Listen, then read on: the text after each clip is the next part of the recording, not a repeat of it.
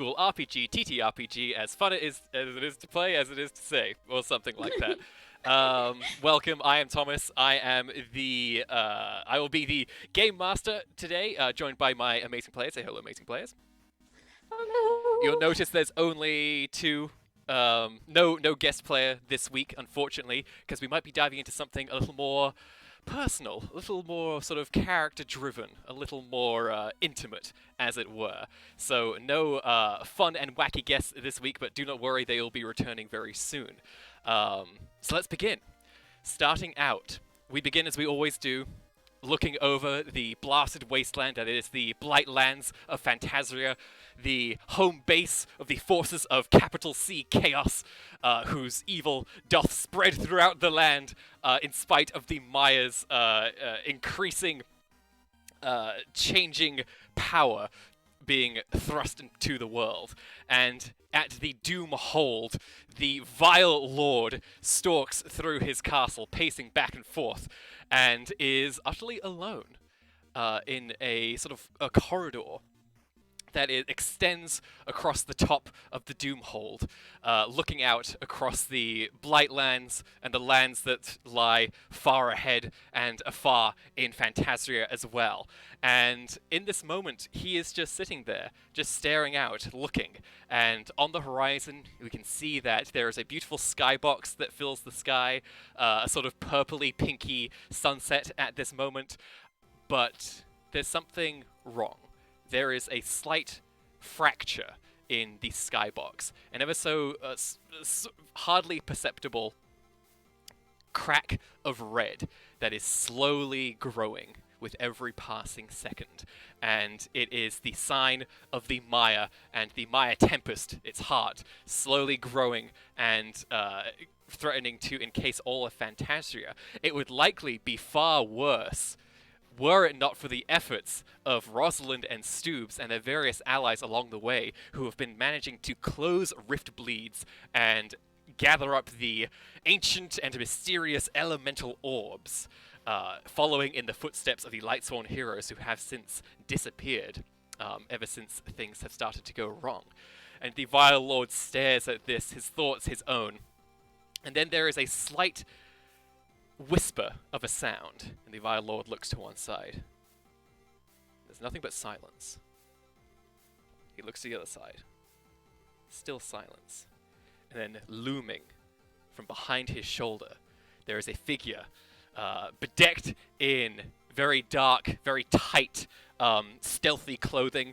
The only thing really visible is their glowing yellow eyes as they lurch up behind him and they say, "Boo." And the Vile Lord jumps, and he leaps to the side, pulling out of some sort of extra-dimensional space his absurdly long katana, ready to strike down any foe who would dare sneak up on him.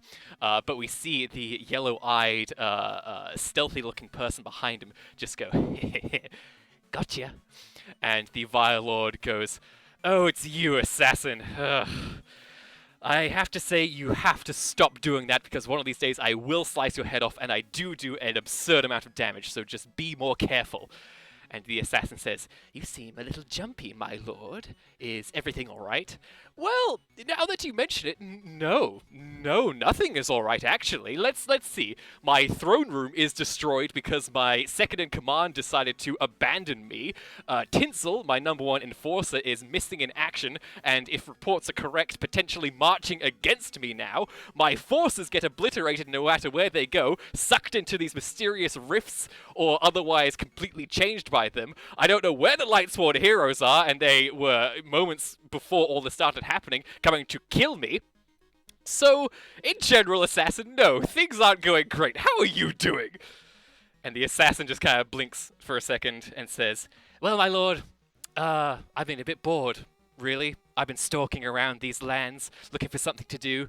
As you know, my triggered event already happened in this game, so I don't really have much else to do at this point. But, hey, do you know what happened? Something very exciting."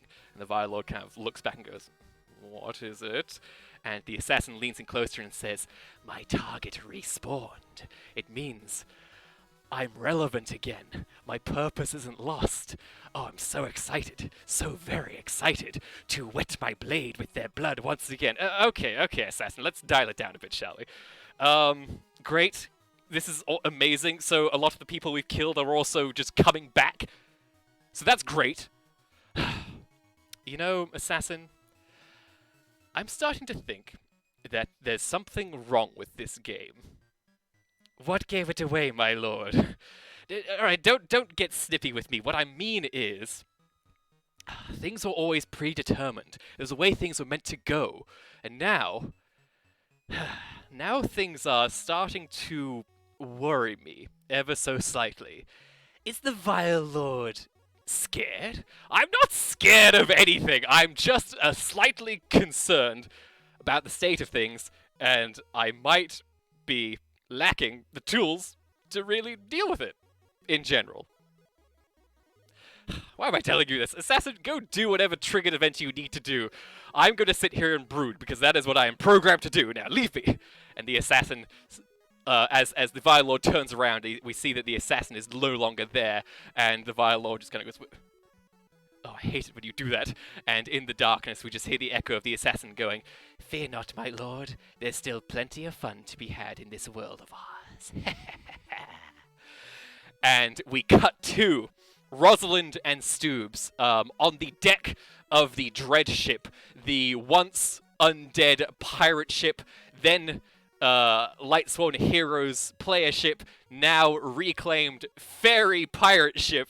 As Rosalind and Stoobs, you've just emerged from the sunken city. You've through your actions, you've managed to seal up the rift bleed that resulted from Just-in-Time's world, and they have indeed disappeared back to where they belong thanks to your efforts, and the sunken city is also safe once more thanks to your efforts as well. And not only that, but Bluebell, Rosalind's sister, is alive and is with you both, thanks to you rescuing her from the dreaded courts of the sunken city.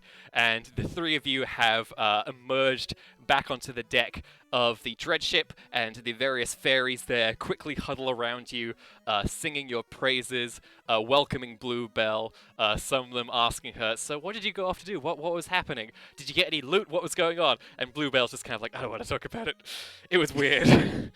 And she does mention that, like, we did get some loot, or rather, they did, pointing to the new elemental orb of a dark, sort of indigo hue that is now in both of your inventories simultaneously somehow, just in a special little slot.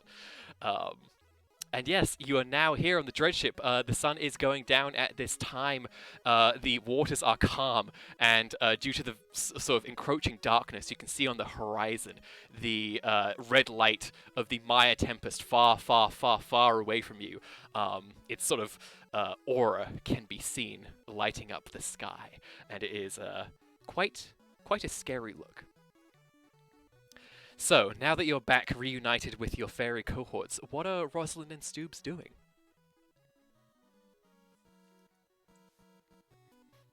Ooh, what a question. I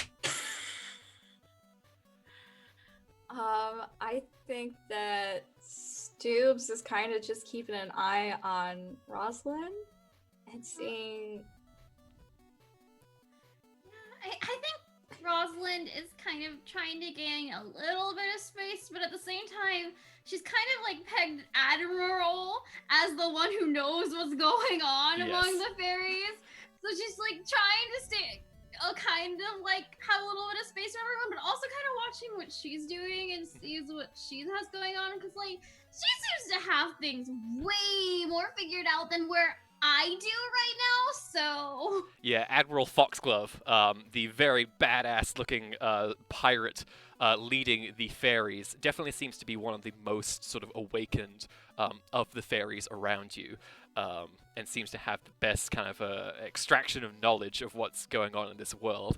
Bluebell also seems to be at quite a high level of awakening, maybe not quite on the same level, but you're used to her in sort of the two lines of lore you had in planted in your brain.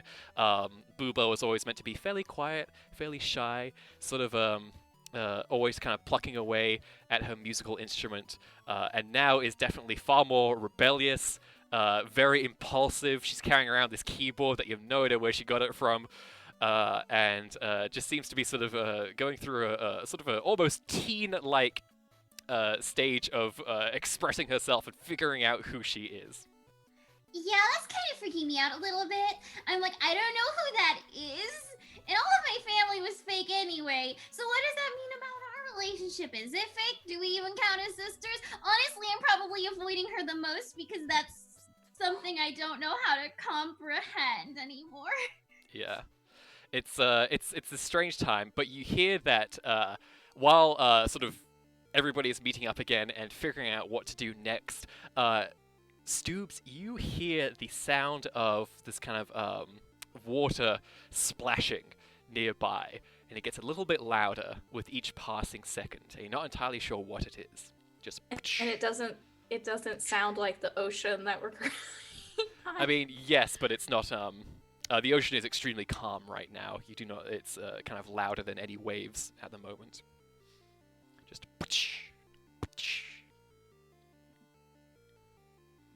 I'll go investigate it. I'll try to follow it. You kind of go near around the perimeter of the ship. It's a bit hard to see at this point because the sun has gone down, but you look down and you kind of sniff the air, and there's something familiar there. And sort of focusing your eyes, you can see that there is a very tiny, almost raft-like rowing boat that is slowly being rowed, and you can see that it has a single banner attached to it with an emblem that you don't necessarily recognize, but you can just see this sort of robed figure just rowing and coming slowly closer and closer towards your ship. I think I know who this is. Okay. I'm gonna yell, Broomtree? The figure kind of like sits up and turns around, and you see the familiar face of Broomtree, the merchant who you've met a couple of times now, and you notice that they look a little bit different.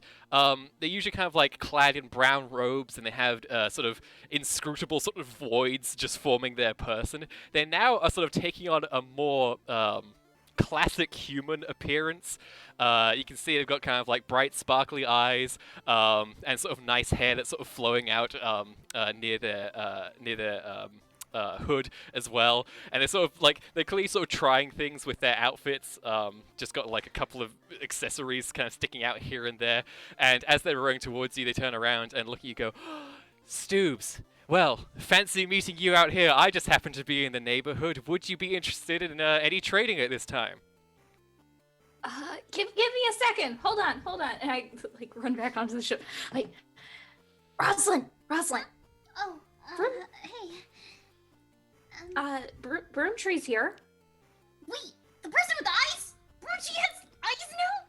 Oh, they're super sparkly. That's really good. He has hair too. Yeah, it's very flowy. That's really good. I'm glad for him. He has an actual face now. That's nice. But he's wondering if we wanted to trade. Oh, yeah. We can do that. Okay, I run back over to the edge of the boat. And you're like, yeah, do you want to lift up? Broomtree kind of says, I would appreciate some sort of ladder or anything like that to just get out of here. Hold on 1 second, and you quickly kind of get the other fairy to sort of throw a rope over and hoist Broomtree up. There is immediate sort of swing of cutlasses towards Broomtree as every fairy kind of like makes sure this isn't an interloper, and you both explain that no, it's cool. And Admiral Foxglove seems especially interested and goes, well, I don't believe it. The vendor to the players itself. I never thought we'd stumble across the merchant. So, what have you got? And second, we'll be taking all of it. And Broomtree says, oh, whoa. That's not quite how this works. Little help. So, what he has isn't necessarily tangible anymore? Broomtree says, Not necessarily. So most of the things that I have for the players have already been sort of sold. They're already gone. I have, a lot of health potions that I can give you pro bono, I suppose. But otherwise, I've learned to sort of trade in something more intangible, mechanics and abilities and whatnot. So I can't really just give you some loot if that's what you're after, I'm afraid. And Admiral Foxglove kind of like raises a very suspicious eyebrow above her eye that's patched with 2 eye patches, and she says, "Okay. Well, this is interesting. We'll be keeping an eye on you, Broomtree. Go ahead and do whatever you need to do." And Broomtree kind of sidles up to the two of you and says, "Well, it's really nice to see you both again. I've been doing a little work on myself and on the world. Met some very interesting people. It's getting wild out there. Some people are doing interesting things with their awakening, as it were, but none I have found have quite the same experience levels as the two of you. So kudos for being on the top of the leaderboard, so to speak. Would you like to see what I've got?" Yeah, totally, yeah.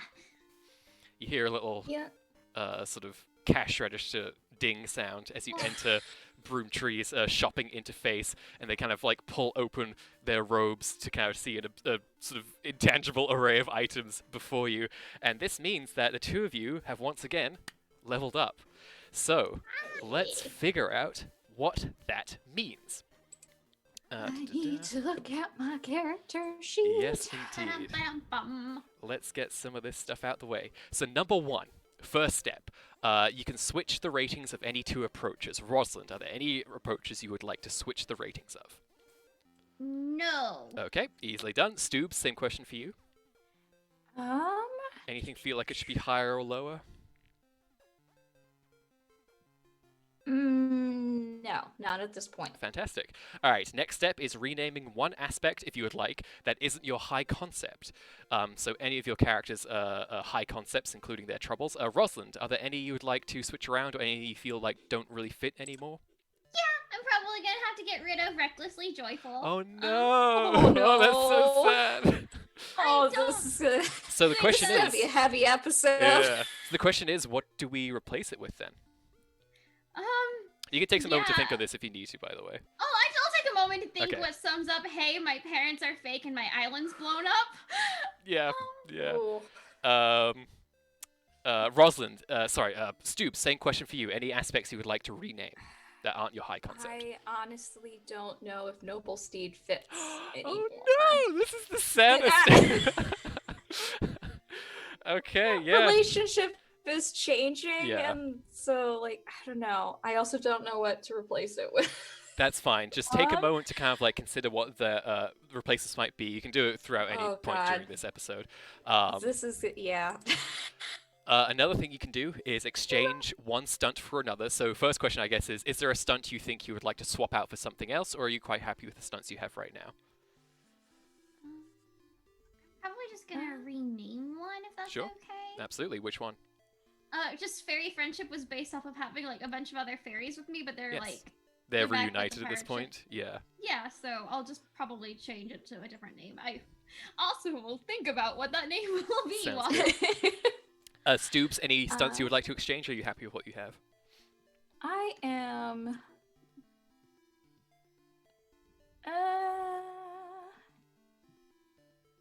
pretty happy with what I have Sounds good. so far. All right. Next, you can both choose a new stunt, and this one is special. And Broomtree explains it to you as this. They say, so you have an absurd amount of something called puzzle XP. I don't know what that is or where you got it, but it is a very rare resource that you can spend on some pretty interesting things. The physics of it is hard to explain, but trust me when I say, I don't know how, but you can access to some goodies. And Broomtree says, I can give you access to something called an alt, which is short for an ultimate ability, which is to say it is something very powerful with an absurdly high cooldown timer on it. So we're talking abilities that you can do once every long while. And to translate that, basically you can both get access to a stunt that is a once per session stunt. Since it can only be done once per session, it can be very powerful. So that is yet another thing to think about. Oh man. I guess Rosalind, Bombs. is there any? Yeah.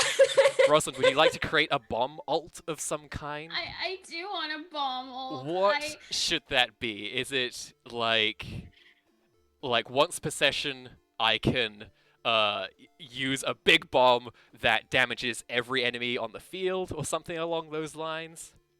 I think she's interested in combining magic with bombs and Ooh, having like interesting. making magical bombs. Maybe once per session I can create a magical bomb that does something, I don't know, that sort of like twists the reality or something like that. Oh man. That's neat. How would that work? Exactly. I guess it'd be very situational. I'm imagining something along the lines of like you would insert your fairy magic into a special bomb once per session, and it can basically do kind of a small area of anything you need it to do at the time. That's very powerful. That's extremely powerful. Maybe there's you a could more. just- If it's fairy specific. magic though, then it is kind of limited because fairy magic has been like, you know, vines and illusions pretty Ooh, much. sure. is What we've kind of narrowed it down to. I feel like I Uh-huh. haven't used fairy magic for anything other than those two kind of things. Right. So I guess it could just be if you infuse fairy magic, then I could like entangle people with vines, or if I need to, I could make like an illusion through the bomb, and that could be how we do it. So it's not. Yeah. What if we made it once per session? Every time I use magic, I can make that magic affect way more entities, or affect a much larger area or something like that. So basically, Okay. if you ever do entangle somebody in vines, you could say once per session I make that entangle every, baddie, or if you like create an illusion, you can create an illusion that's just a field of decoys or something like that. That sounds good. Okay, we'll go ahead and think of how you would like to word that, and go ahead and do that. Stoobs, what would you like your alt to be? Any ideas? Oh boy.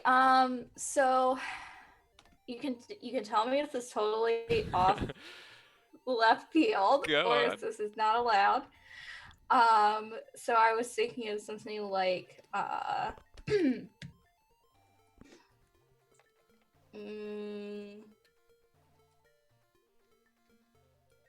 like hack base code, like once per session. Interesting. He could have access to the code of the game Mhm. and change some fundamental feature or aspect of the current scene that we're in, Yes. I guess. So like she could change the terrain. Yeah. This That is that might very be interesting. too. It is extremely powerful. What about this? What if it was once per session I can change any variable to anything I want it to be? Like a single variable. So something along the lines of, Mhm. this person's HP is now 0, the damage they do is now 100, Mhm.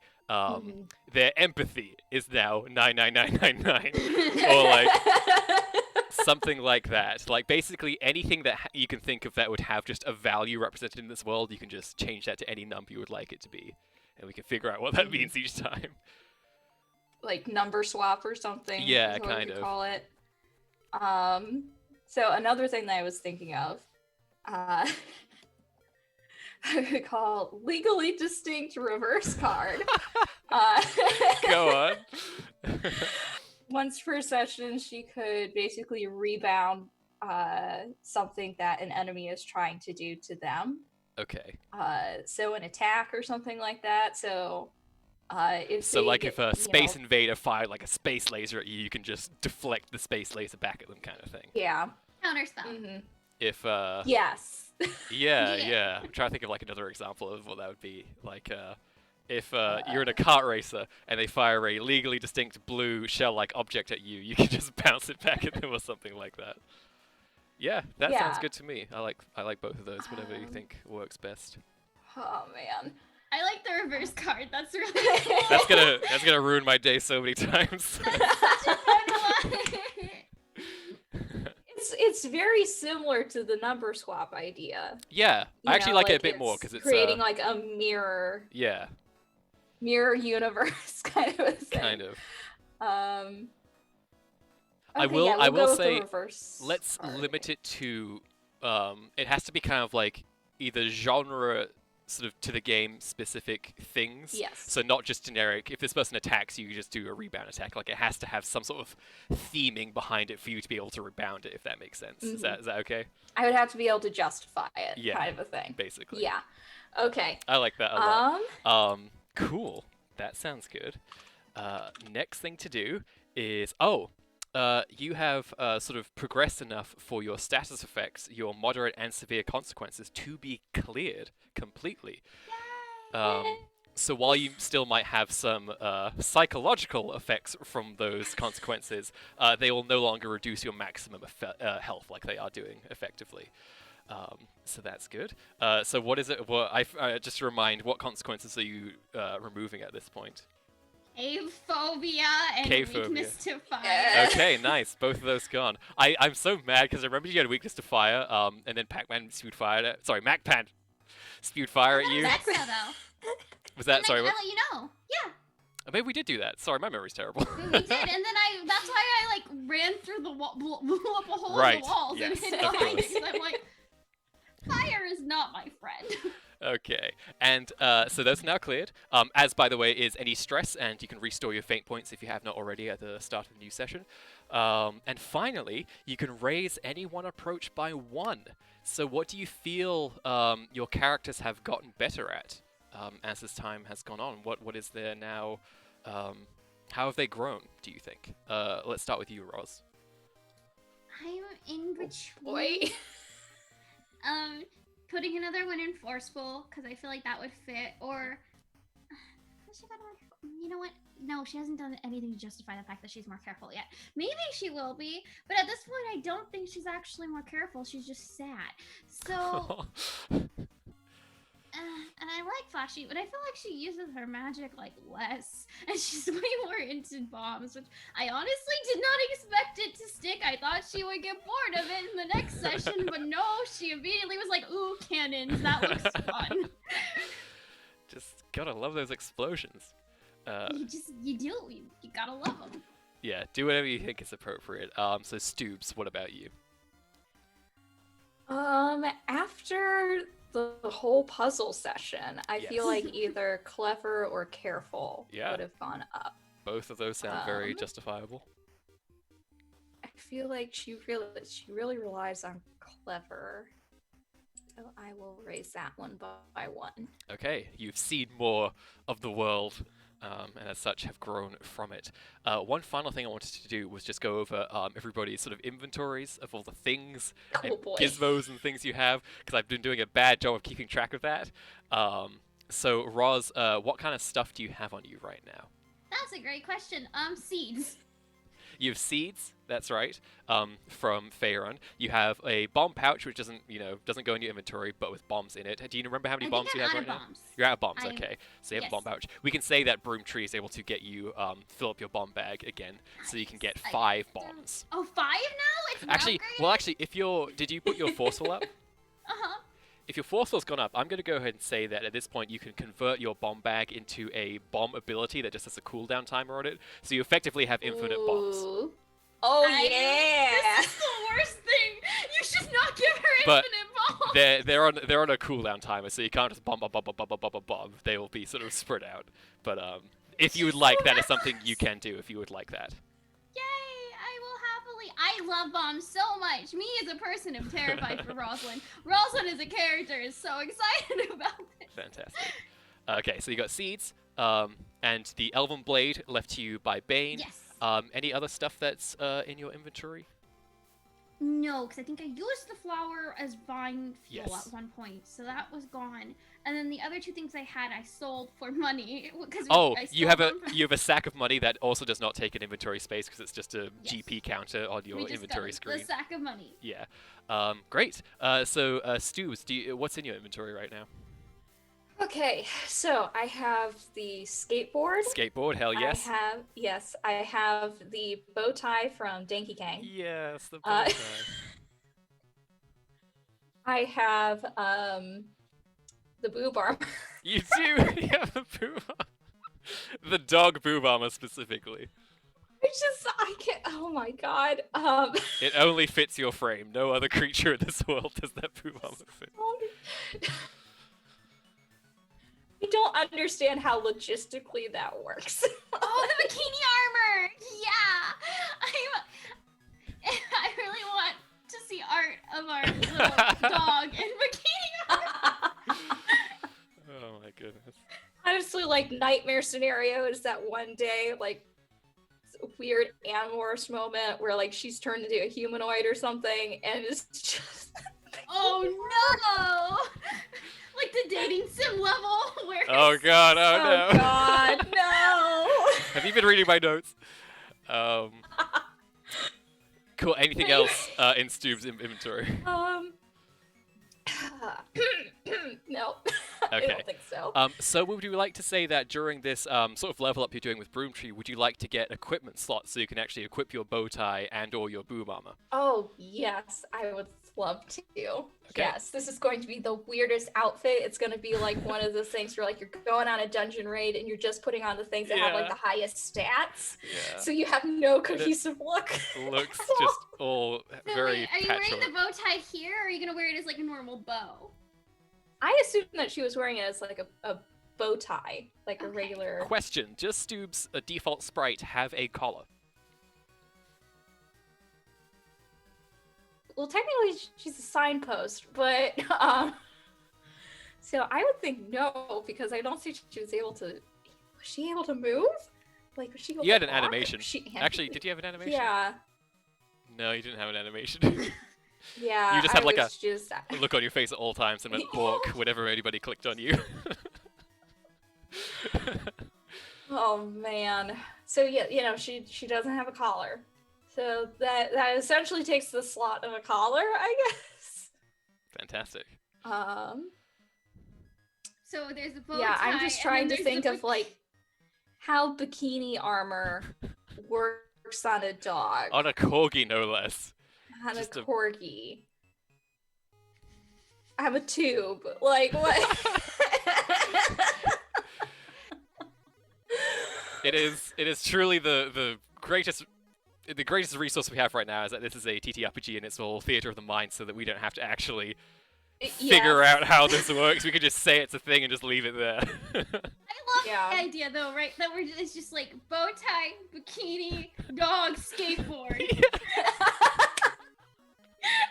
The genre blending here. The whole look is gonna be so confusing to anyone.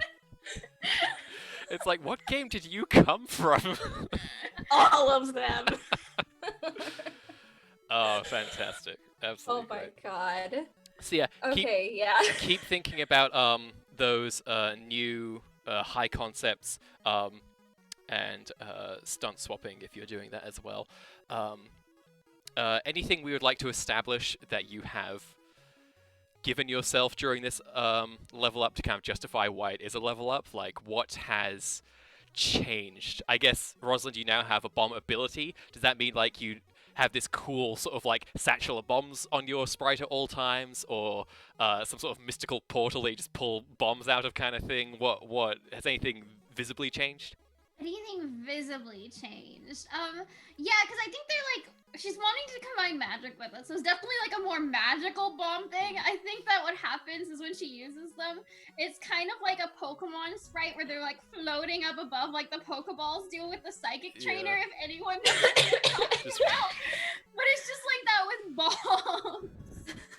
That's very cool. I like that a lot. And Stube's, like, beyond the outfit changes, is there anything sort of that is physically manifested on you during this level up? I think with the amount of combat that we've been, I think she does have like a chunk missing out of her ear now. maybe, or something. Oh no. I love that you never actually got the chunk got out, but since you are now more grizzled, it just suddenly appears. Yeah. That's very cool. It was like a cosmetic thing that happened when she was like in one of the other games, but has now been transferred over, and we Yeah. don't know why. Like, it just piggybacked on her code back in. Yeah, I don't know if you've seen those No. Facebook ads or anything where it's like level 1 and it's like a little tiny boy, and then like level 2 it's like a big strong man, and then level 3 it's like Yeah. a demon thing. It's like that's what you Stoops is now level 2 on that chain. Honestly, Fantastic. I feel like my goal is going to be like to somehow convert the bikini armor into like a sick little leather jacket, Ooh. like to be like a skater dog. Oh my gosh, yes. with We a could do bow a tie. backwards cap too, to like. Yes. That's how we learned that this entire game takes place during the 90s. Yes. Awesome. Get a All little right. snap bracelet. The bow tie becomes a little snap bracelet. Yeah. Okay, so you finish up. The sort of sound of da-ding, da-ding, da-ding is heard throughout the ship as you go about spending your experience points, which, as we know, cannot actually be used to level up because you lack that capacity. But thanks to Broomtree, you can sort of mimic the same effects. And you purchase your various abilities, your new mechanics, your ultimates, and get some new changes to yourselves, get a bit more grizzled, a bit more ready to face the terrors of this world. And Broomtree kind of like steps back after you're done, and they go, well, you spent everything you had, and you're looking great. Fantastic. I look at myself. Really? Thank you. This was a bold outfit choice today. You look unique, which I think is the most incredible thing a person can have. And honestly, you know what, Stoobs? Your outfit is 9 out of 10. To make it 10 out of 10, you just need one thing. Confidence. Oh yeah. And that goes for you too, Rosalind. Yeah. No, I mean, I'm a very confident person. Oh, fantastic. All right. That means I don't have to sell you any of this confidence that I have stashed away. All right. Just kind of pushes it down back in their bag. You have that? You just have that somewhere? It's So you can just. so everything is basically numbers. And I have ways of just switching numbers around. So technically, yes, I can just have confidence. You can just. Can you, like, hack sorrow away? Can I take the sorrow and put it somewhere else? You would have to sell it to me, and I don't think there's a way for you to do that, unfortunately. Dang. That would have Sorry. been an easy solution. No, that's okay. Anyway, I'm going off some predetermined routes and see if I bump into anybody who needs a merchant. It was wonderful seeing both of you. I'm glad to see that you're both still alive. Things are really getting mad up there, but, you know, do your best to stay alive. I hope we meet again soon. Same. Really been trying to reduce my creepiness, so I hope it's going well. Oh, yeah. Your eyes look great. They're so sparkly. Oh, thank you. Thanks. There were so many presets, it took me a good 2 hours to pick the eyes that I wanted. I was like, what are my eyes? What are Broomtree's eyes? And I kept going back and forth. Oh, there's so many. You gotta, like, choose from them? Do they, like, appear in front of you when you just Well, grab it? yes, there were basically, I had access to every single eye type in Phantasria and just kind of browsed through and saw which one was best for me. So could you just clone yourself and look like someone else? I don't know how to do that, no. But if you just go through every type, right? Couldn't you just build somebody? I can only really adjust it on myself or somebody who's spending experience points. You could just pretend to be someone else and hide in their house and scare them. By, like, making could. yourself look like them. And it could be such a good prank. You'll be like, ha ha ha, I'm you from the future. And they'll be like, oh, it's me from the future. And then, I don't know, you can give them, like, sage advice that's vague enough that they'll buy into it and then leave and then put on your own appearance again. I missed you both. And honestly, given some of the strange things I've seen out there, I wouldn't be surprised if somebody's already doing what you just explained. So, I want to do what I just explained. maybe one day. Anyway, I'm gonna get going. Go ahead, get some more XP, keep doing what you're doing, and maybe we'll see each other soon. And Broomtree hops back down into their boat and just starts paddling very slowly away from both of you in just this vast ocean. It is absurd that any merchant could ever get out here on that tiny boat. And they're just like, bye.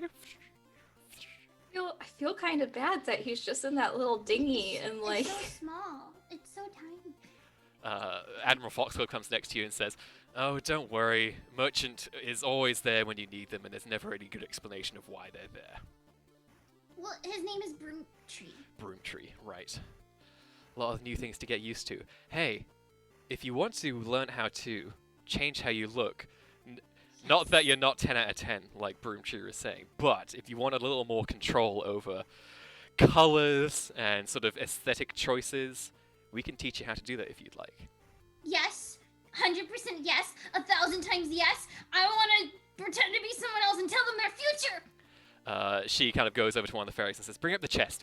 And shortly, a fairy brings up this small chest, and it opens up with this flashing light. And Admiral Foxglove leans down and pulls out 2 of these strange sort of golden-looking keys. Except they're not actually keys, they're sort of just these rectangles.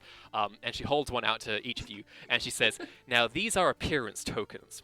You can spend them at the appropriate place to change your appearance. Now, at the moment, we're not anywhere near an appearance customization place, but when we do, you'll be able to spend those and then change anything you would like about yourself.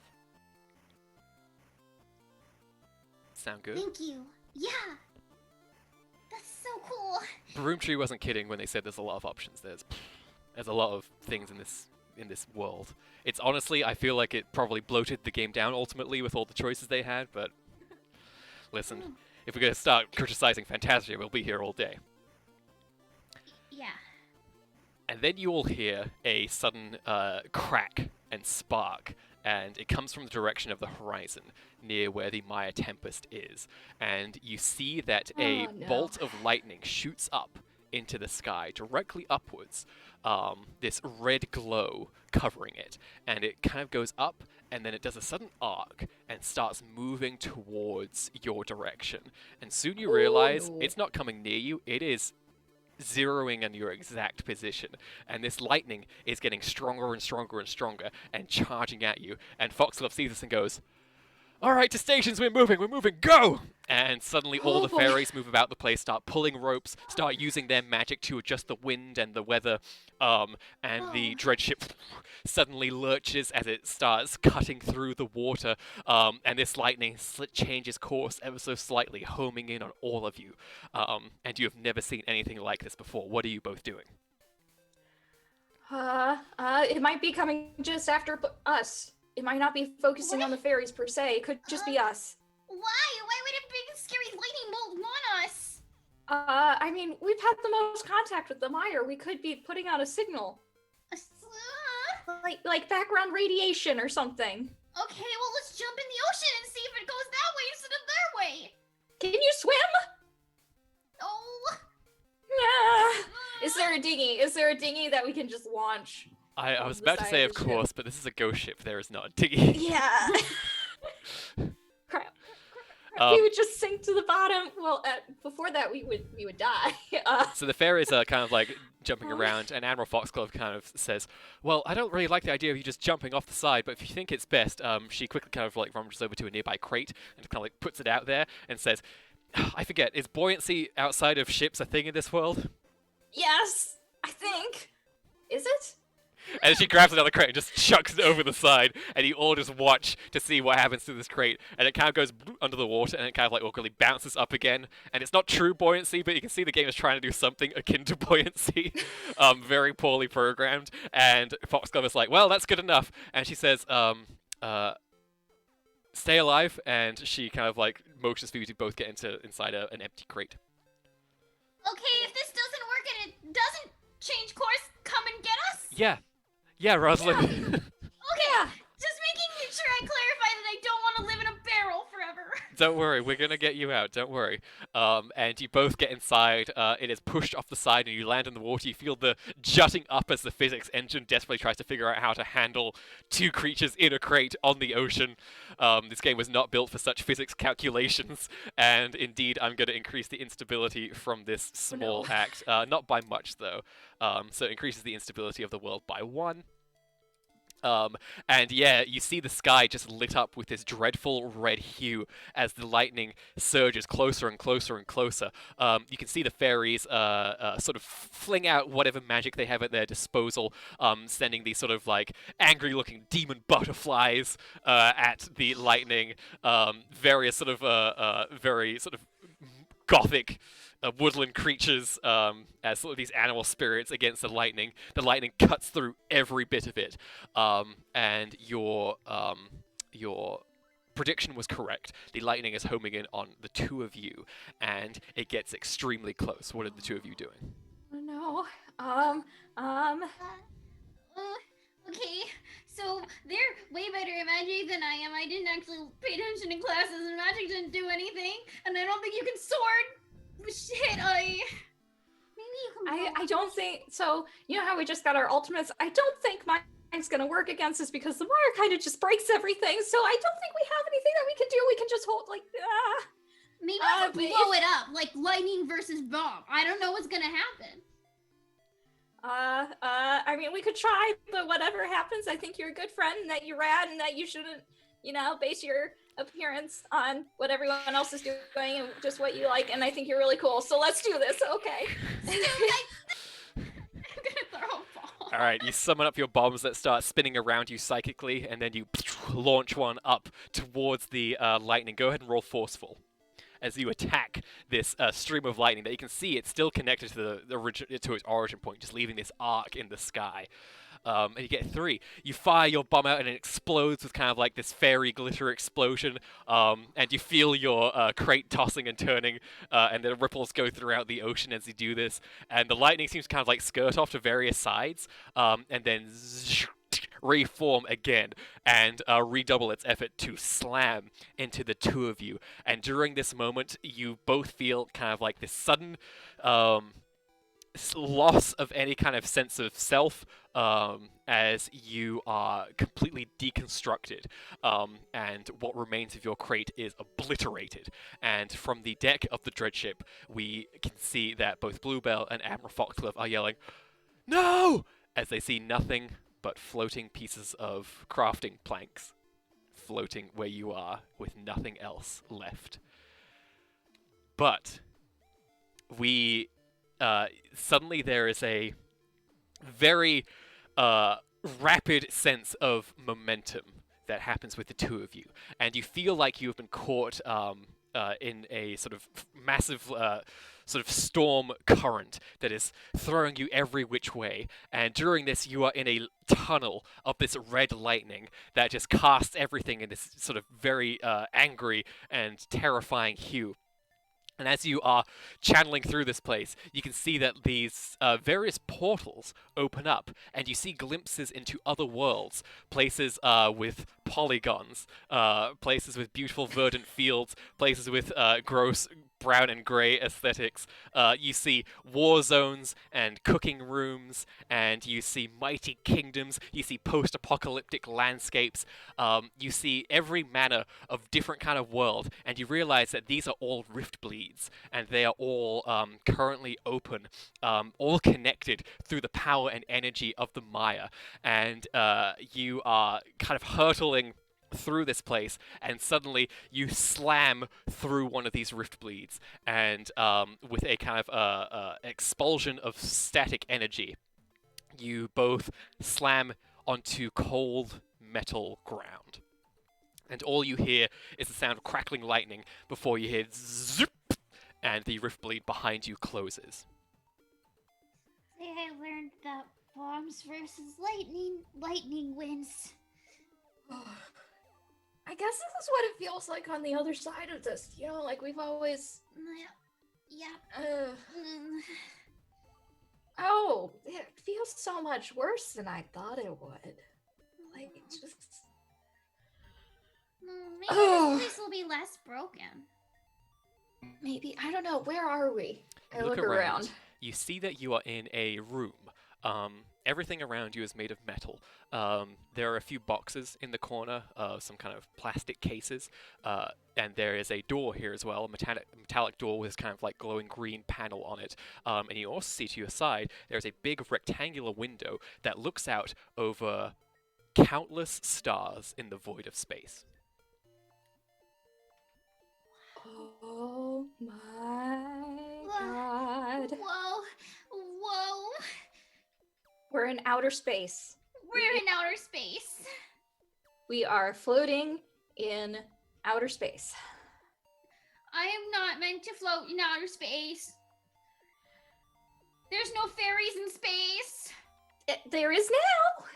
There is now. You suddenly hear a hissing sound as the door in this room opens up, and a figure looks inside, holding this weapon in their hands, and pointing at the two of you. And when they see you, they say, "Well, this is a little bit unexpected." And they lower their weapon, and they say, It seems that you are somewhere where you do not want to be." And you see before you an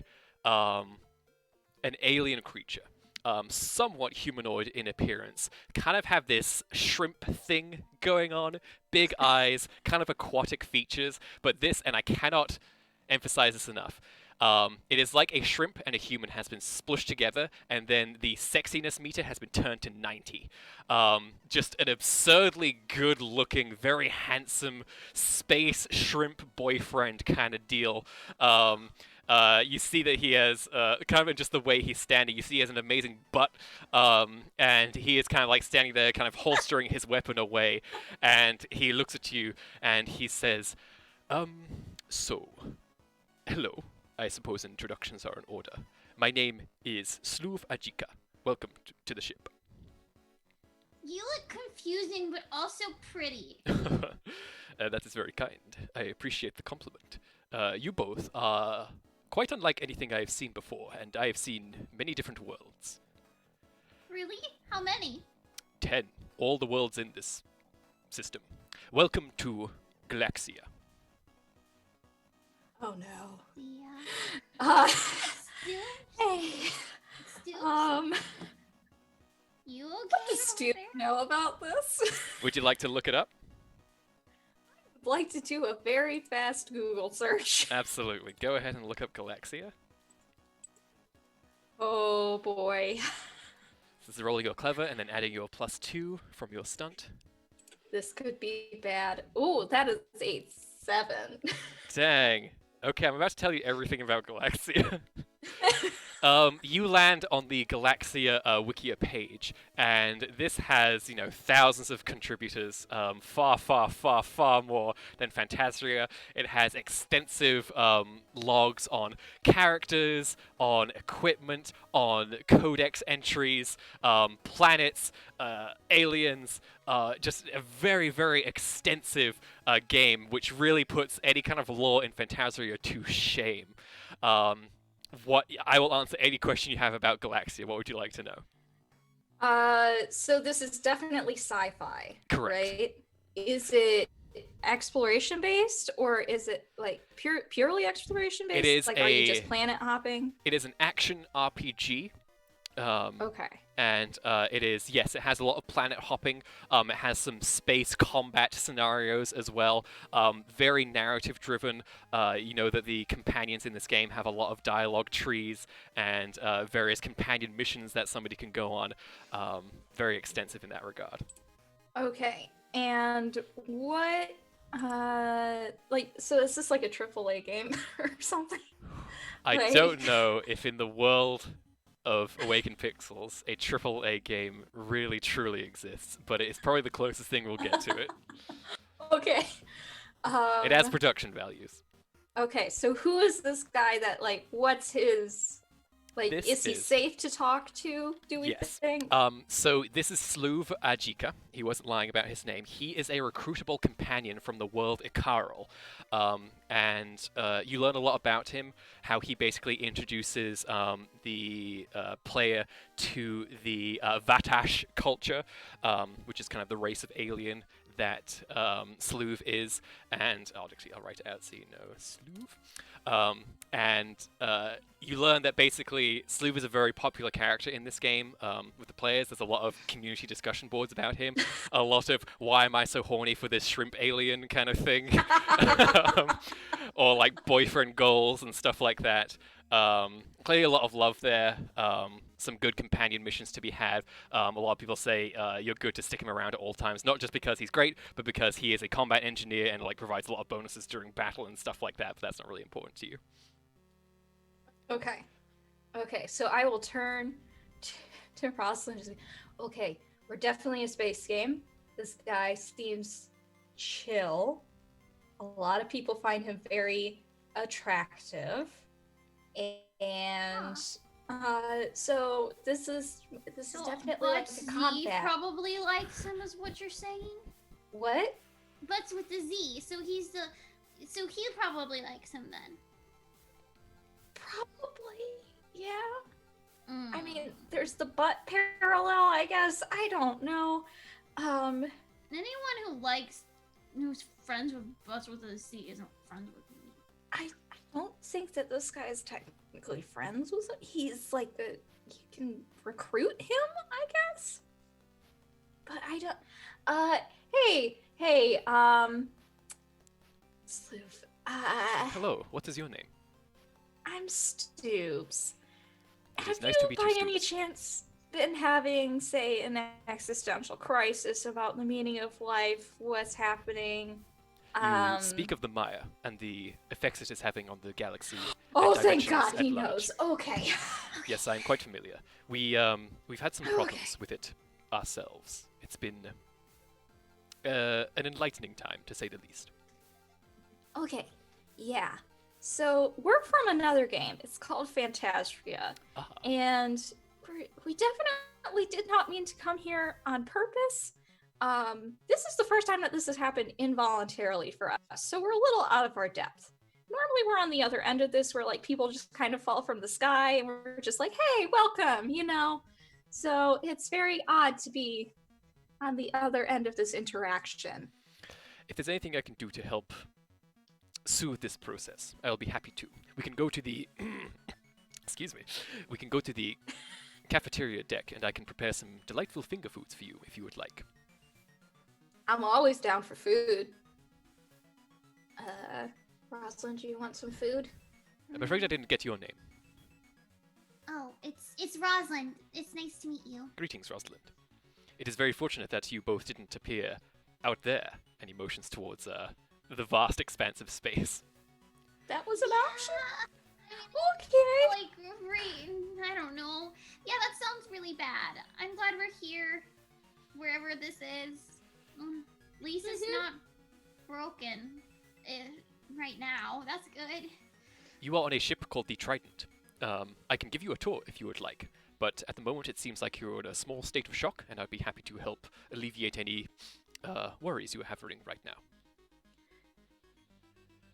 I mean, normally when this happens, there's like an immediate problem that needs to be solved, but like, Is there I don't know. immediate problem? Is something on fire? Is your home getting destroyed? Is the ship about to turn into something else? I was engaged in meditation at the time of your arrival. I can check on my holo tool and see if there's any unusual readings. He kind of pulls up this holographic device on his wrist, and he kind of like looks at some things and says, nothing appears to be too out of the ordinary. There are definitely some strange readings that seem to correlate with Maya energy, but nothing that seems to be of alarm yet. This is a stealth ship, I should let you know. The Trident has very sophisticated stealth technology, so even if there was trouble, hopefully we'll be hiding from it quite well. Are there bad guys in this world that you have to hide from? Oh yes, the Harvesters. They are a race of ancient, deadly creatures that come to wipe out all life in the galaxy. Why? That is a mystery that we are trying to understand ourselves, though I may have cheated a little bit. Would you find out? How so? You can see he blushes a little bit on his shrimp face, and he says, well, the Maya brings many possibilities, one of them being to access information that was not necessarily accessible before. And so, naturally, I thought I could use this to get a leg up on our enemy, and so I discovered that the Harvesters are actually a being of mechanical creatures that come in a cycle, because there are reasons to disrupt the people in this universe who use psionics. Because once a civilization grows enough to unlock the potential of psionics, it inadvertently creates holes in the universe that, if left unchecked, will eventually destroy the universe. So, the Harvesters are a response to that. It is not what I would say would be a good response to it, but I at least now know why our enemy does what it does. I understood like 10% of that. So the bad guys come when you raise a skill too high, and they're like, no, no, no, no. Effectively, although we're talking about something that crosses many, many, many years. So, when you say you have access to information, are you looking at the wiki? I'm unfamiliar with that term. I have accessed various consoles in Never this game mind. that contain a lot of lore. Finger food is ready. Bing! And he kind of holds up this tray that he pulls out of this alien oven and offers it to the both of you and says, "It is a recipe from my home planet. I do hope you enjoy it." I start eating immediately. You eat it, Stews, and it's delicious. Very strange flavors, but very good, very complimentary. You realize that everything you're eating is very alien. There is no Fantasia equivalent of what the heck this is, but it's good. Dog, it's fine. You know, it's very good. You did a good job. So, I don't know. What do we do, Rosalind? I don't know what. I don't know. I don't know anything. Nothing. I never pay attention to anything. I don't understand anything. I don't know. Would you like me to find a way to return you to your home? I mean, yeah. I mean, I would. Rosalind, do you want to go back? This place is not great. If I was gonna pick a new place, this would not be the place. I'm sorry. You seem very nice. Your food seems very nice, but there are no flowers. That's because we have not landed on a planet yet. We are currently exploring space. Once you get to surface side, there are many great wonders to behold. Are there like pretty flowers, or are there just scary robots who will kill you if you raise your skill too high? Well, that is definitely something to worry about. But no, on my home planet of Vatash, there are beautiful floral arrangements that are built as high as skyscrapers. My people use bioengineering to create things, so we are very in touch with the natural world around us. Bioengineering. So, what does that mean? It means that we, instead of going for synthetic materials and raw dead things, we live and create in unison with biology. We grow our buildings, and we work in tandem with them. Really? You make a whole building? I want to see that! I'd be happy to show you around my home planet. It is a great comfort of mine. I want to see the buildings of flowers! Very well. Computer, please set a course for Vatash. My new friends would like to see it. And the computer, you can just hear, "Absolutely, Sloov. Plotting new course." And you feel a slight change in trajectory. You hear the engines bursting from the spaceship, and you are now heading, you assume, in a new direction. And Sloov says, "It will take some time. There is a lot of traveling to be done across a vast universe. So..." Question. Yes. Don't you have like a mission that you're on right now? Where are the other characters? Where's the PC? Well, we are usually commanded by the commander. They disappeared into their captain's quarters a long time ago, and once the Maya hit, we discovered that they were actually not there at all.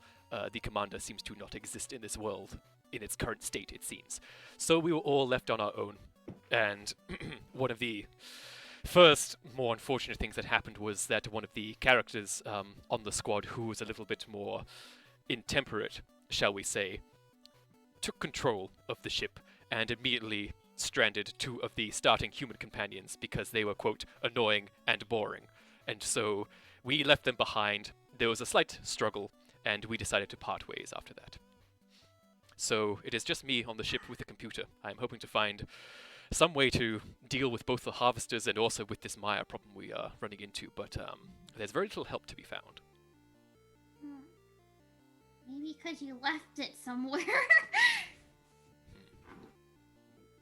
Well, okay. Yeah, that sounds fine.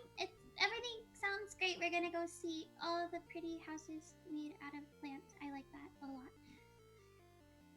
Are you both all right? You seem a bit upset.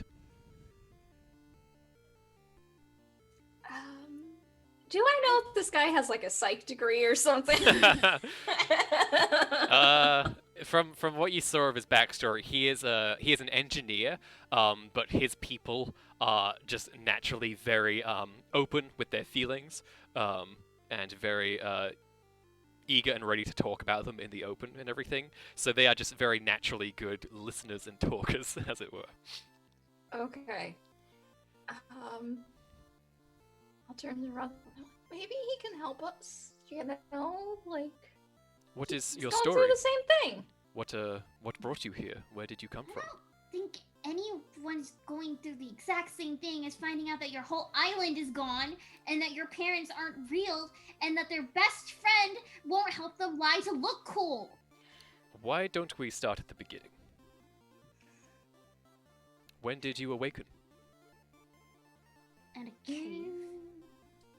I don't know. My internal chronometer's been busted for a very long time, so maybe. I mean, it could have been 2 weeks ago. It could have been a year ago. I don't know. It's very hard. Sometimes you go to sleep and a day passes, and sometimes you don't go to sleep and a month has passed. It's hard to keep track. For context, I didn't sleep or anything. I was a signpost. A signpost. Yeah. You appear to be a dog before my eyes. Okay, so like, I was programmed as just a static thing. I didn't move or do anything. I just sat there and the players could, like, pet me and give me treats. And I would say Bork, and that's it. That sounds quite adorable.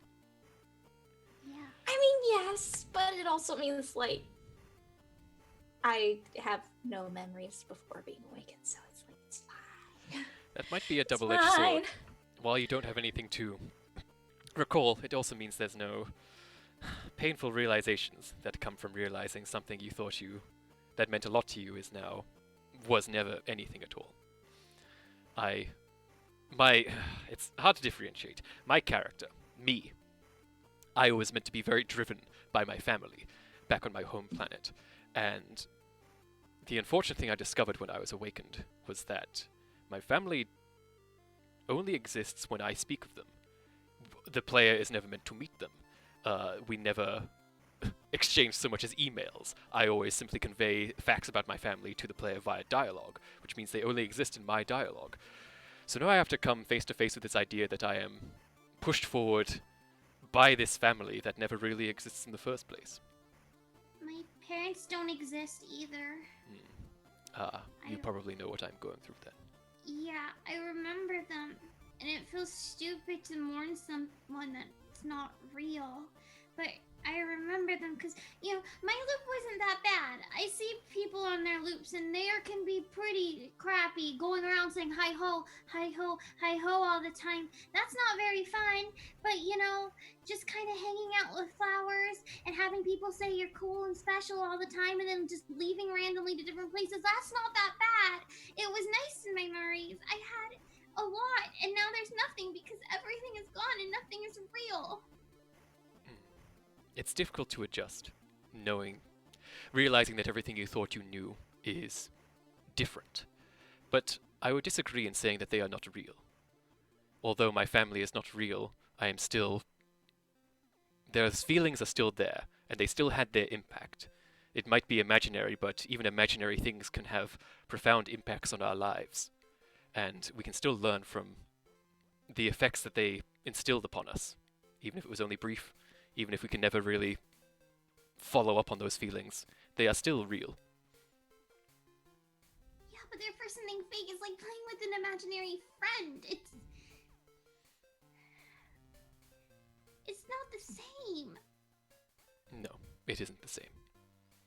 But the one advantage we have afforded to us is that we are now able to go and find that somewhere out in the galaxy, out in the universe. How long? If we fix the mire, then everything might get reset, and then there's no point on anything. Fix the Maya? That's what Stu was just trying to do. I didn't realize it was something that could be fixed. We don't know for sure, but it might originate from Phantasria. That's my working hypothesis right now. Curious. There's this thing that we call the Firestorm, and it's like the center of everything that's happening, and We have had numerous bleeds show up in our galaxy, but we certainly don't have any great storms like you speak of. So perhaps there is some truth to what you say. so we're trying to, I don't know, stabilize it, seal it off. We were told by the Elven Oracle that we were supposed to go collect these orbs and follow in those footsteps of the Lightsworn heroes, but we don't actually know what that means and what the orbs will do. The Oracle is kind of vague, and I'm not even sure if we should trust her. Who knows what she wants? What her objectives are there? I didn't even think about that when we were talking to her. I just kind of No, because we just did we just went to the first person who had any bit of power, and then just did what they said. That is the nature of the worlds we find ourselves in. And now the rules are changing, and it takes some time to adapt to that. But yes, everything here, everything that we see, was built for somebody to interact with in some way. And now that's no longer the case, and so it needs to find new meaning, a new sense of how it's going to work. So, it means that moving forward, we have to realize, what does that mean? I personally think that it means that these games, these worlds we live in, they are very much alive in their own way. Much like us. And I think they have their own thoughts, and maybe they can't verbalize them, but they have some sense of how they want things to be, much like we all do. And when things don't quite go that way, that's when there is resistance. And I believe that's what these rift bleeds are. But if everything keeps changing, it's going to constantly be a battle between the Maya and what the game wants, or what it expects. So, I don't know what that really entails.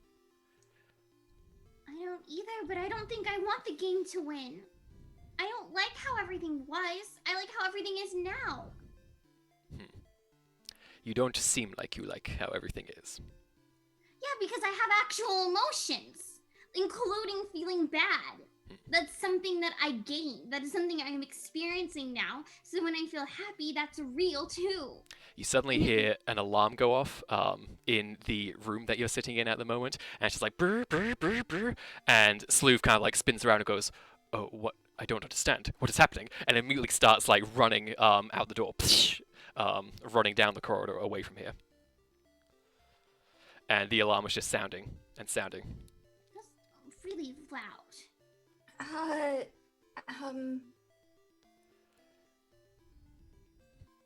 Maybe we should go help. Yeah, we should go help.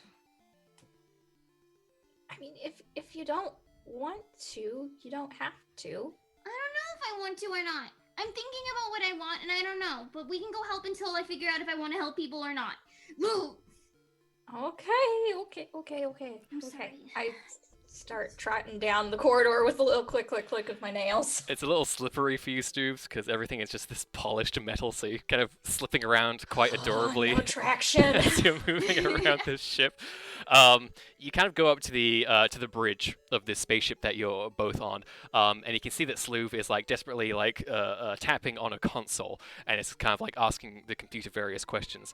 And Sleuth says, "I do not understand it. How did they find us? Are the stealth systems engaged?" And the computer says, "Yes, stealth systems are fully engaged and operational, Sleuth. I do not understand how they're able to track us." And Sleuth says, "This is unprecedented. Quick, pull up the scans. What are we looking at?" And you see a holographic display comes up, and there is a sort of view of your ship, and then sort of behind it, you see that there is a great big red tear that is slowly growing behind you, and it has the same sort of properties as a rift bleed. Except this one's a bit different because there is, first of all, the rift bleed isn't moving. As far as you've ever seen, they've always been static, but this one is just like constantly just tearing and sealing as it's going. So it's not really moving as much as it is just like tearing and leaving behind a tear in its wake. And what's more, there are little red dots that appear to be coming out of this rift bleed and moving in your direction.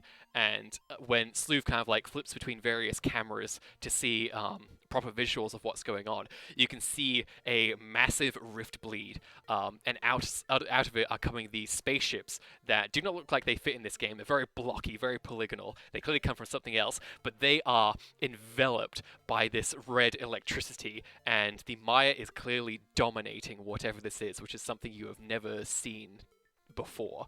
And these ships are moving at you, and they fire lasers, and there's a sudden explosion. And the sleuth says, "We need to get out of here. We need to fight back. We have to do something," and kind of gets into the cockpit and starts like manually overriding the autopilot and starts trying to do evasive maneuvers. What are you two doing? Can we help? Can we do anything? Sleuth turns around and says, "Depends. Do any of you have any experience with massive guns?" I like bombs a lot. I look at Rosalind. That's what we'll have to I do. make bombs appear. The gunner seat is there. Perhaps you can help buy us some time while we figure out how to get out of this mess. Cool. And Rosalind, you hop over to a sort of targeting computer on a little stool, and it's like little joysticks that kind of extend in front of you, and they have these big, just very bright buttons on top. They just really you hear as you fire this laser cannon that this ship has. Meanwhile, Sleuth goes to you, Stoops, and says, "Quick, if you can man the scanner, you can help us plot a proper trajectory and get out of this mess." Okay.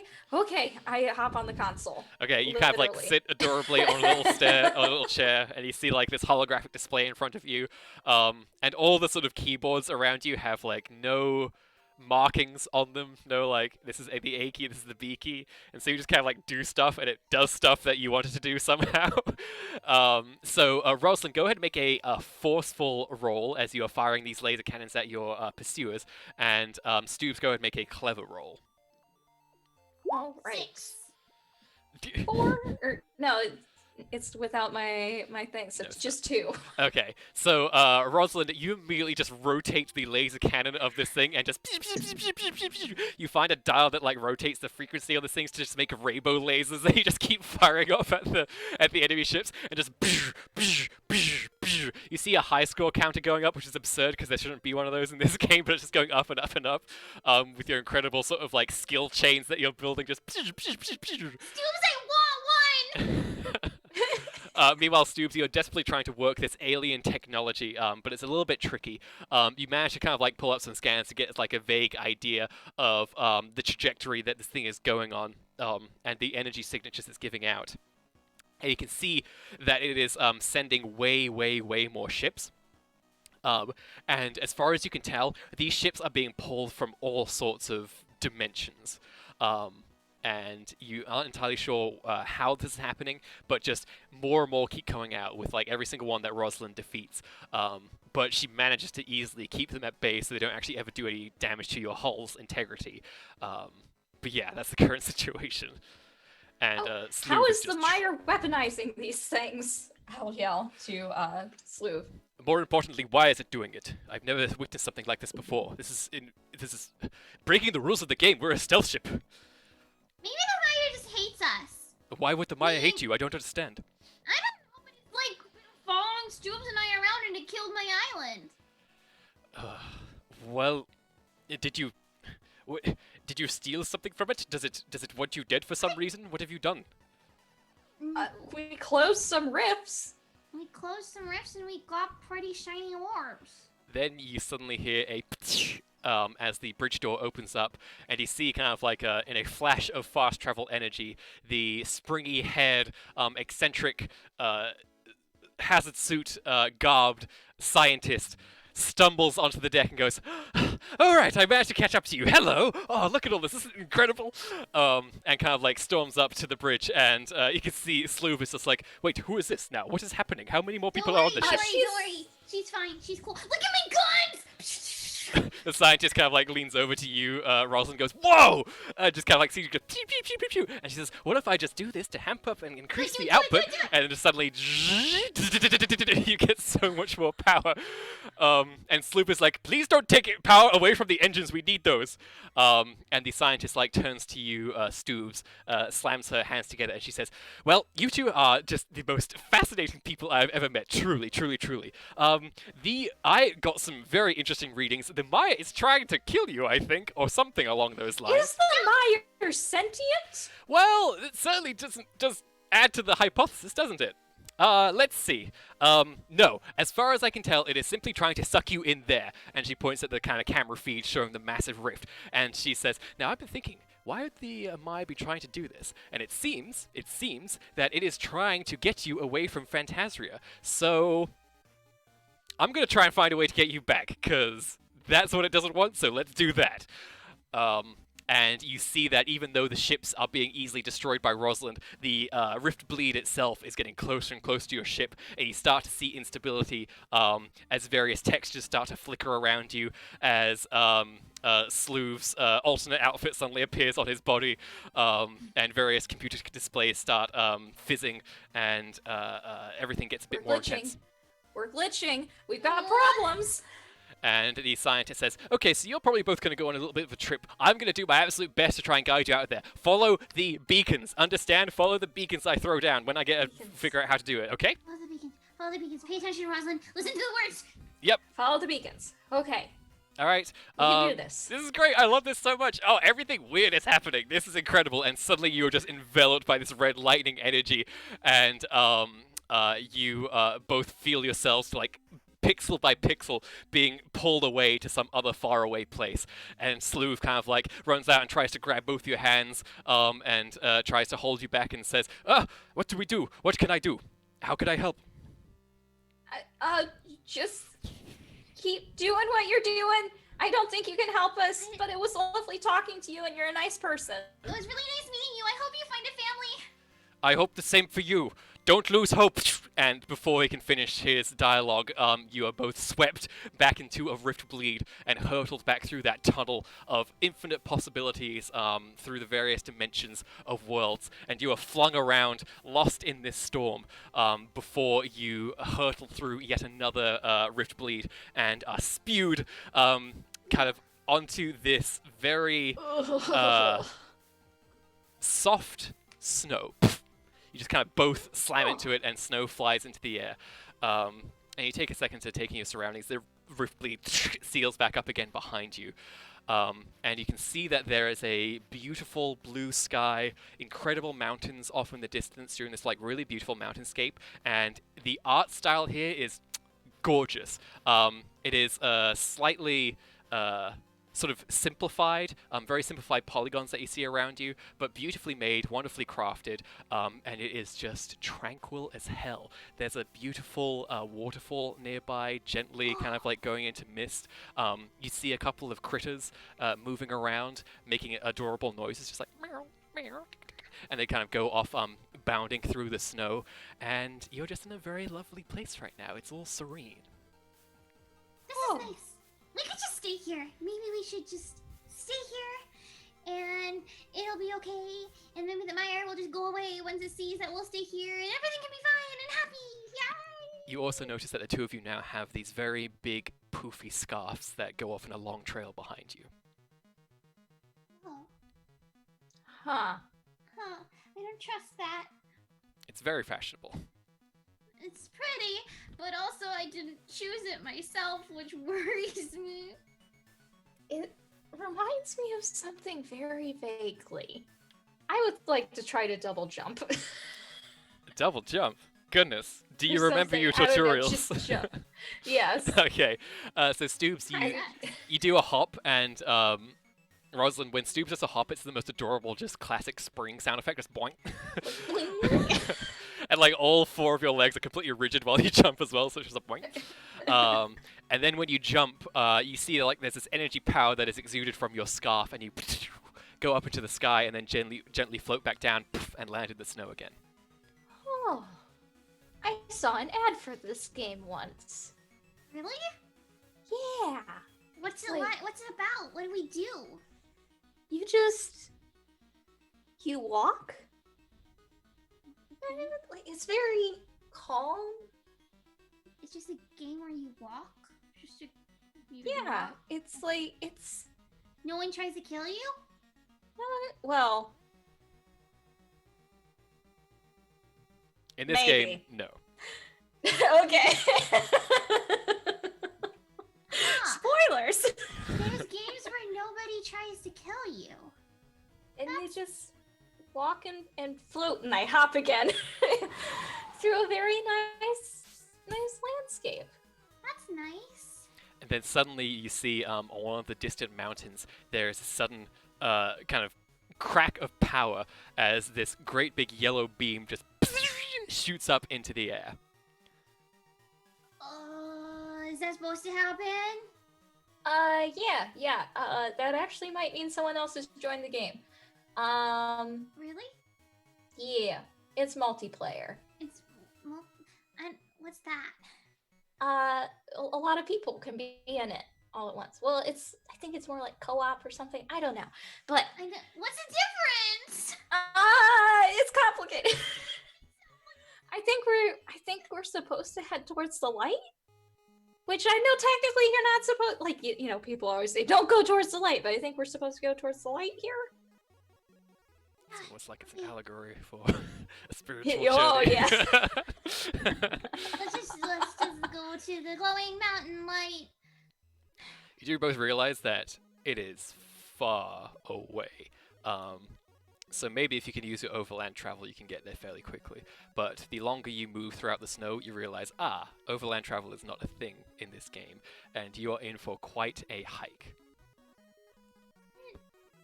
It's fine. That's fine. We'll just walk forever. It's the point of the game, you know, as I'm like hopping through the snow because the snow is like deeper than me. You know, it's about the journey. You know, the traveling. The process of I getting don't there. get it. Why does it matter what the journey is if you don't have anything that you want from it? We're just gonna go see a light. The destination isn't even that worth it. I never even got the whole, it's all about the journey, not the destination. Well, then why did I leave home in the first place if I don't have a plan? Maybe, well, I mean, sometimes the point is that you don't have a plan, that you just go out to see what happens. But, you know, Sounds like that's you're following a script. not necessarily. It's like, I mean, you go out to just see what happens just because you could, you know, go visit some friends or meet up with some people or, See, that's you know. a plan. That's a plan. But when you leave the house, you don't plan for that to happen. You just go and tell them without letting them know? That seems rude. You seem like... I know you're a dog and dogs can get away with that, but if I did that, if I just showed up unannounced, people are gonna call me rude. Well, also, like, when someone says it's about the journey, it's not necessarily not having a purpose, I guess. It's about what you learn in getting to that destination. Oh, you lost me because I don't really learn things very much. Ah! You see that there's a nearby tree, and there is a little kind of like bundled up creature that sort of pokes its head out and looks at the two of you, then quickly disappears behind the tree again, hiding. Just.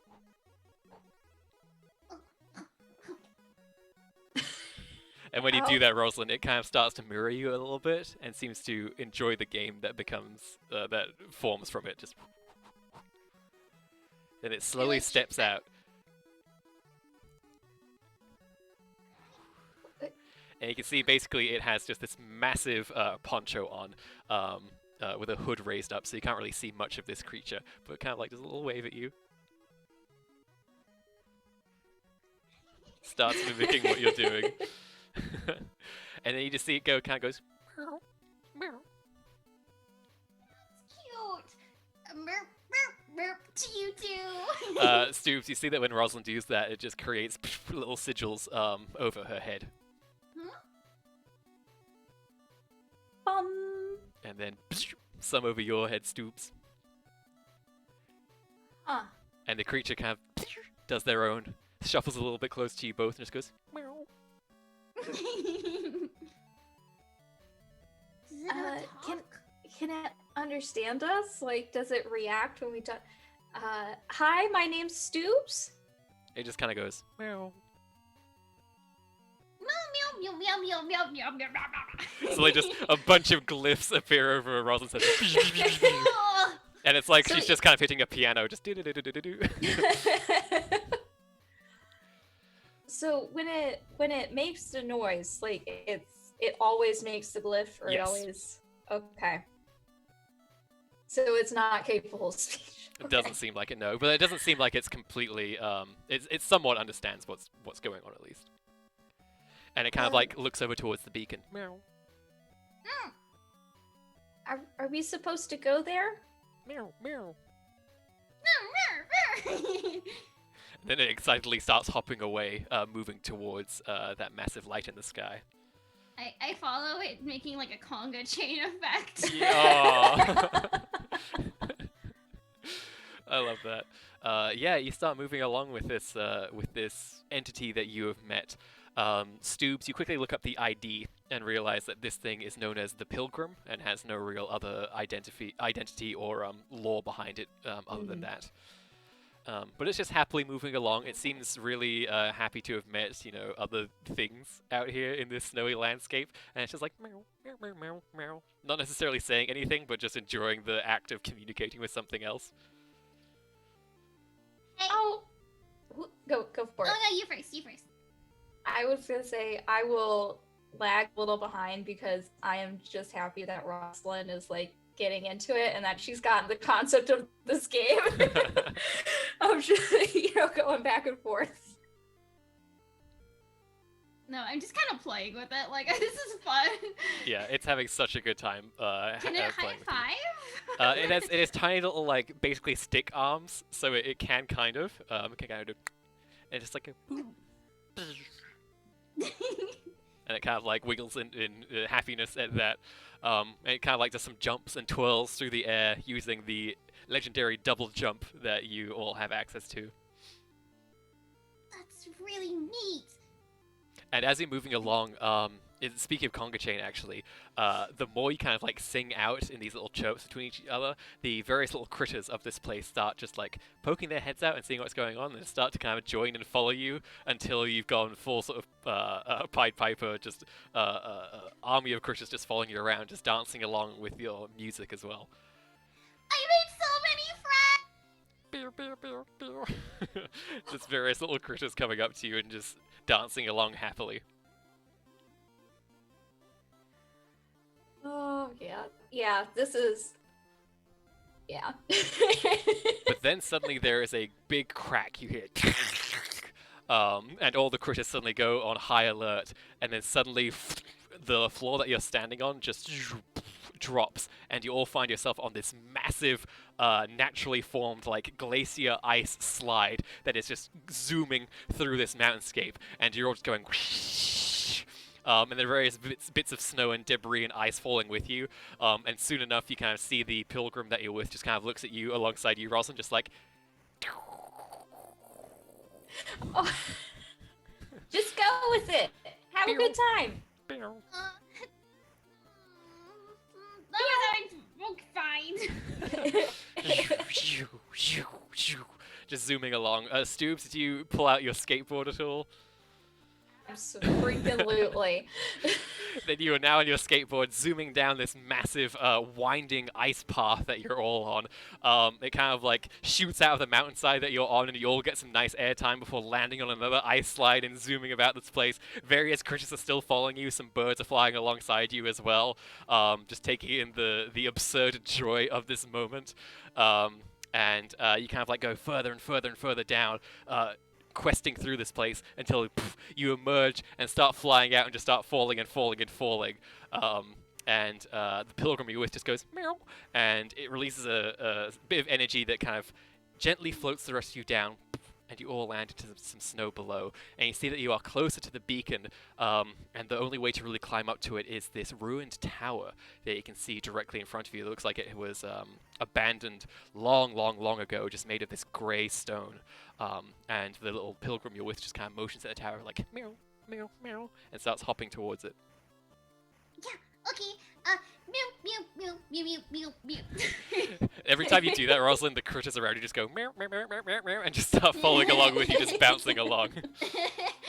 Rosalind like gets stuck there for like 2 minutes of just having them do that over there.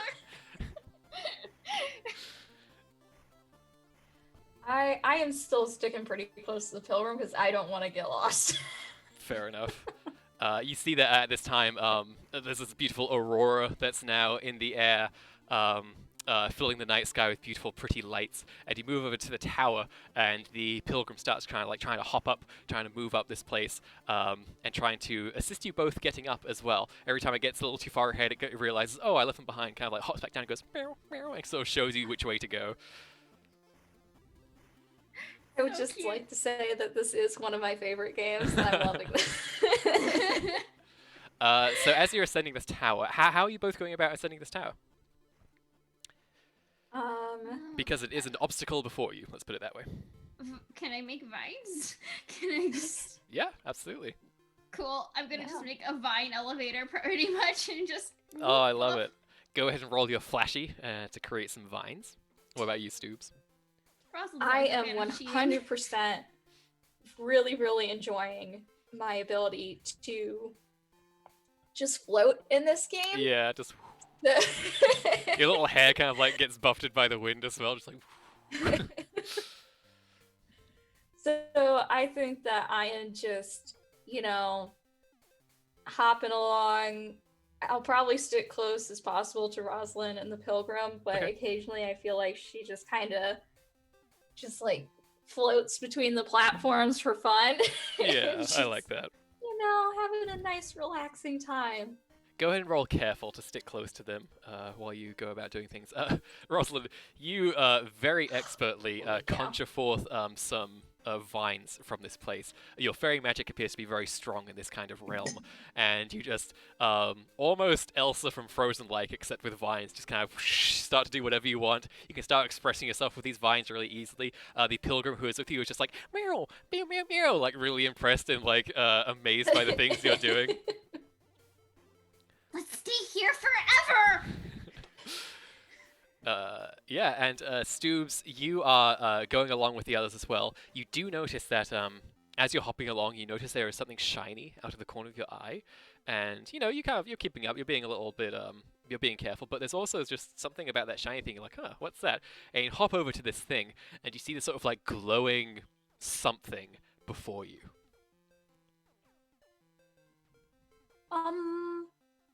It kind of like you go onto it, and when you do, it goes meow, and a small door that it was in front of opens up, and there is this shard of some sort of powerful object inside, glowing with light.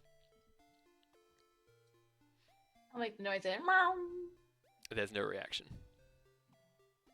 I walk back and stick like I assume I'm in like a little alcove or something, so I'll stick Yes. my head like, hey, Rosalind, Rosalind. Get in the tower.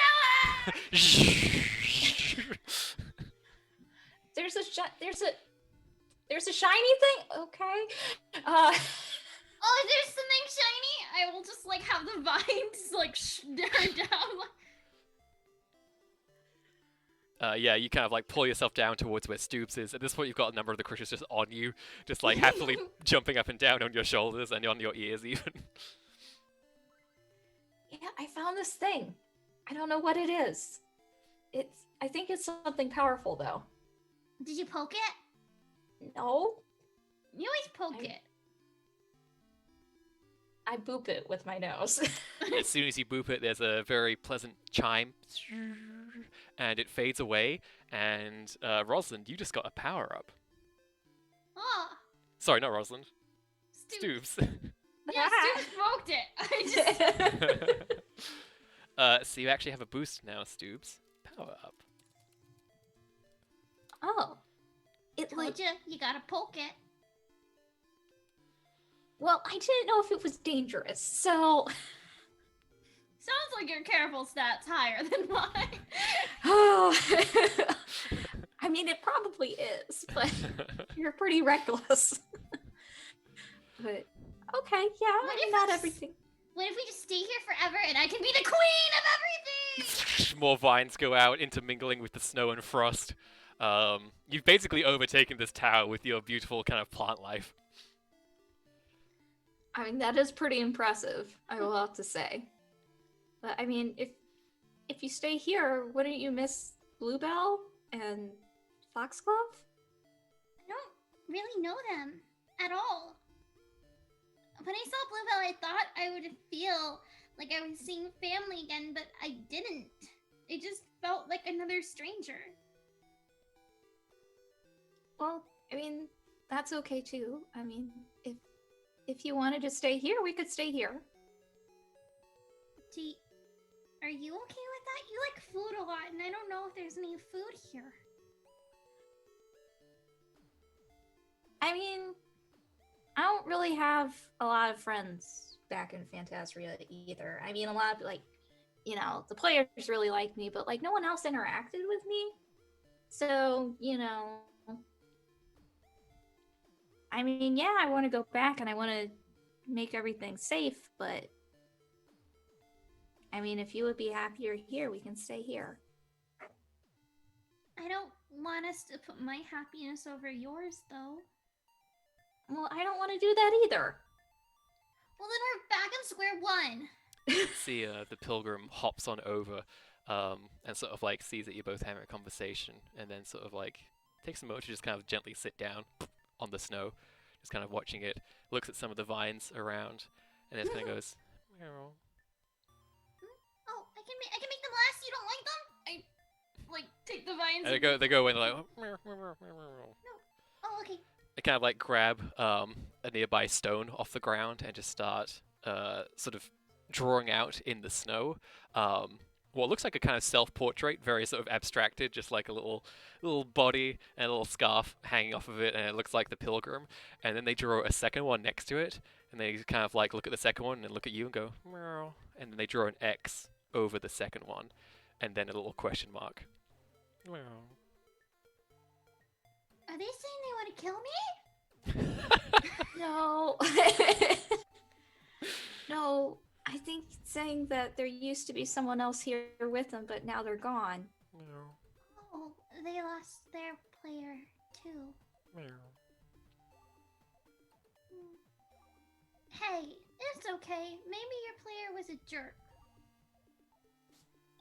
Meow. You know, I'm starting to wonder, seeing all of these worlds where the player characters are gone, maybe it's not that they left because they wanted to. Maybe they got locked out. Maybe they can't come back right now. Huh. Maybe they didn't mean to just leave everyone in the lurch. Maybe. But that's a complex thought. And we don't know because we've never met them.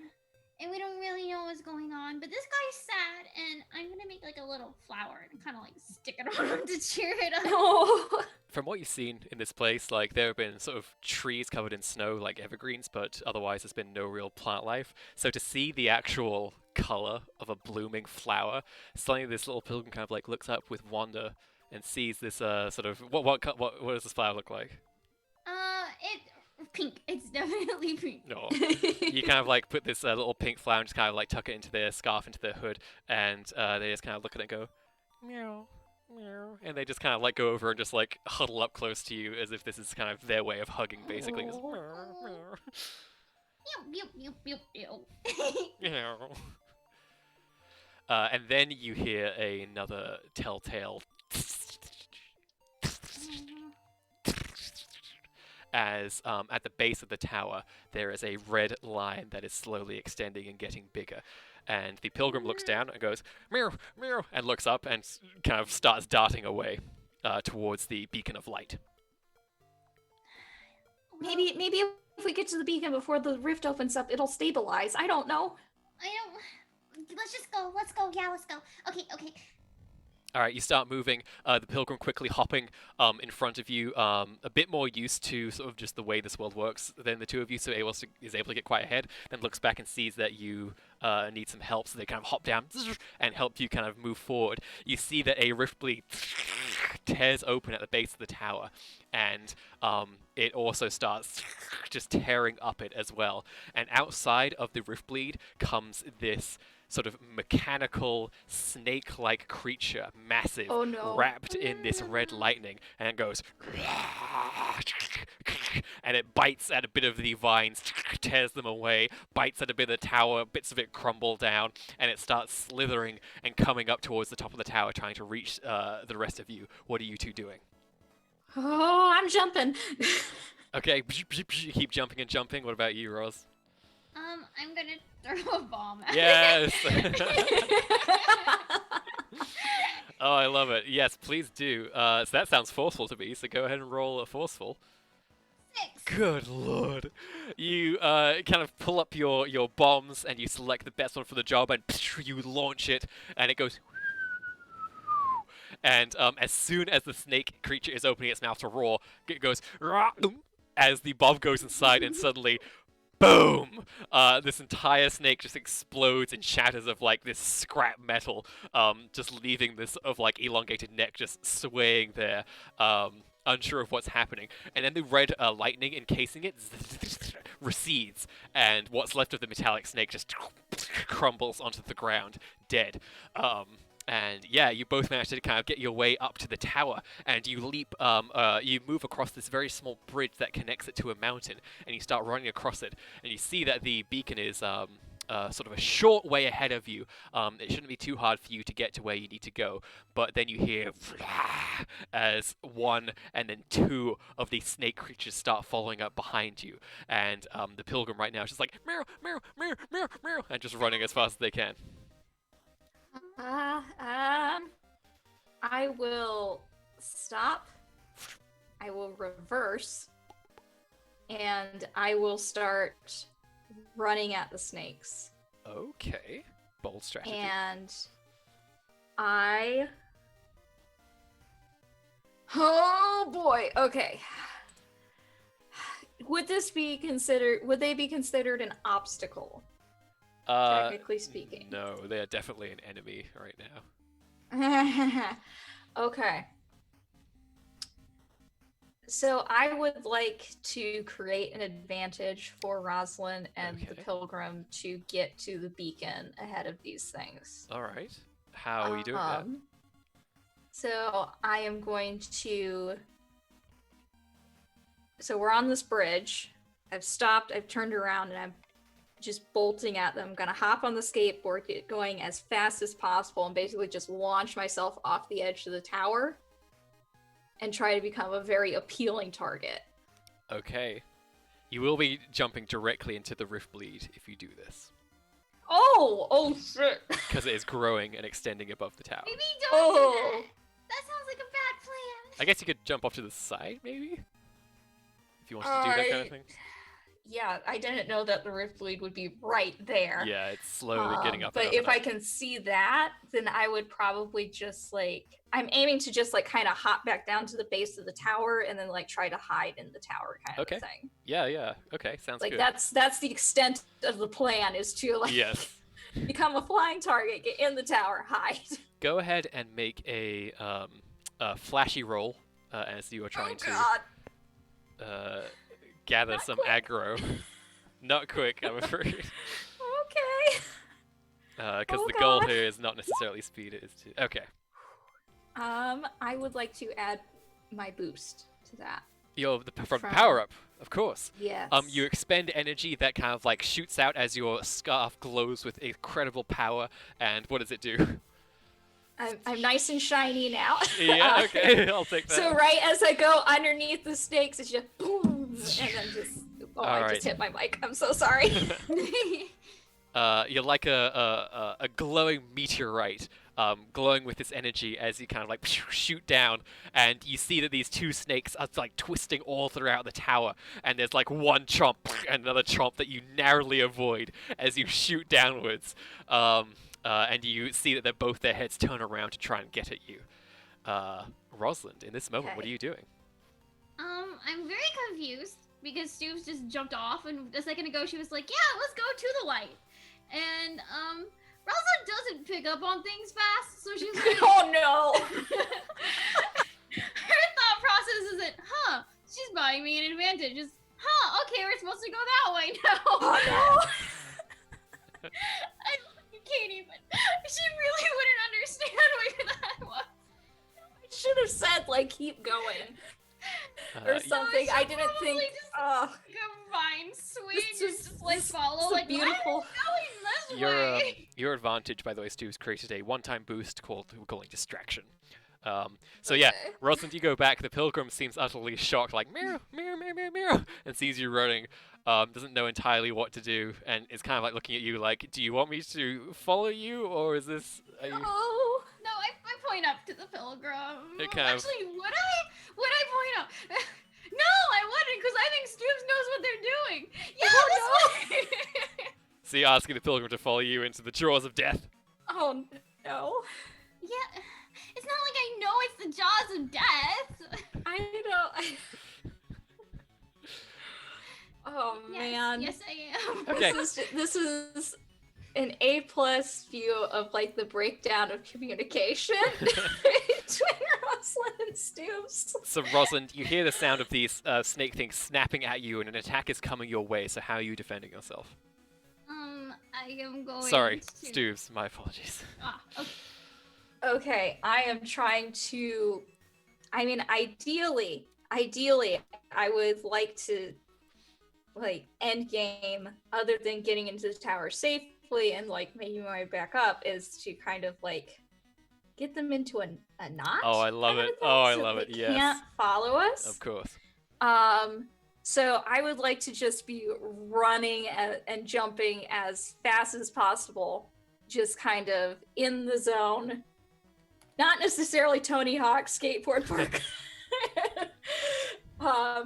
but just like kind of really trying to cement like the geometry of what I'm trying to do and trying to do it as quickly as possible. Okay, it's complex, but so it's gonna be hard. So go ahead and roll quickness. You're quick.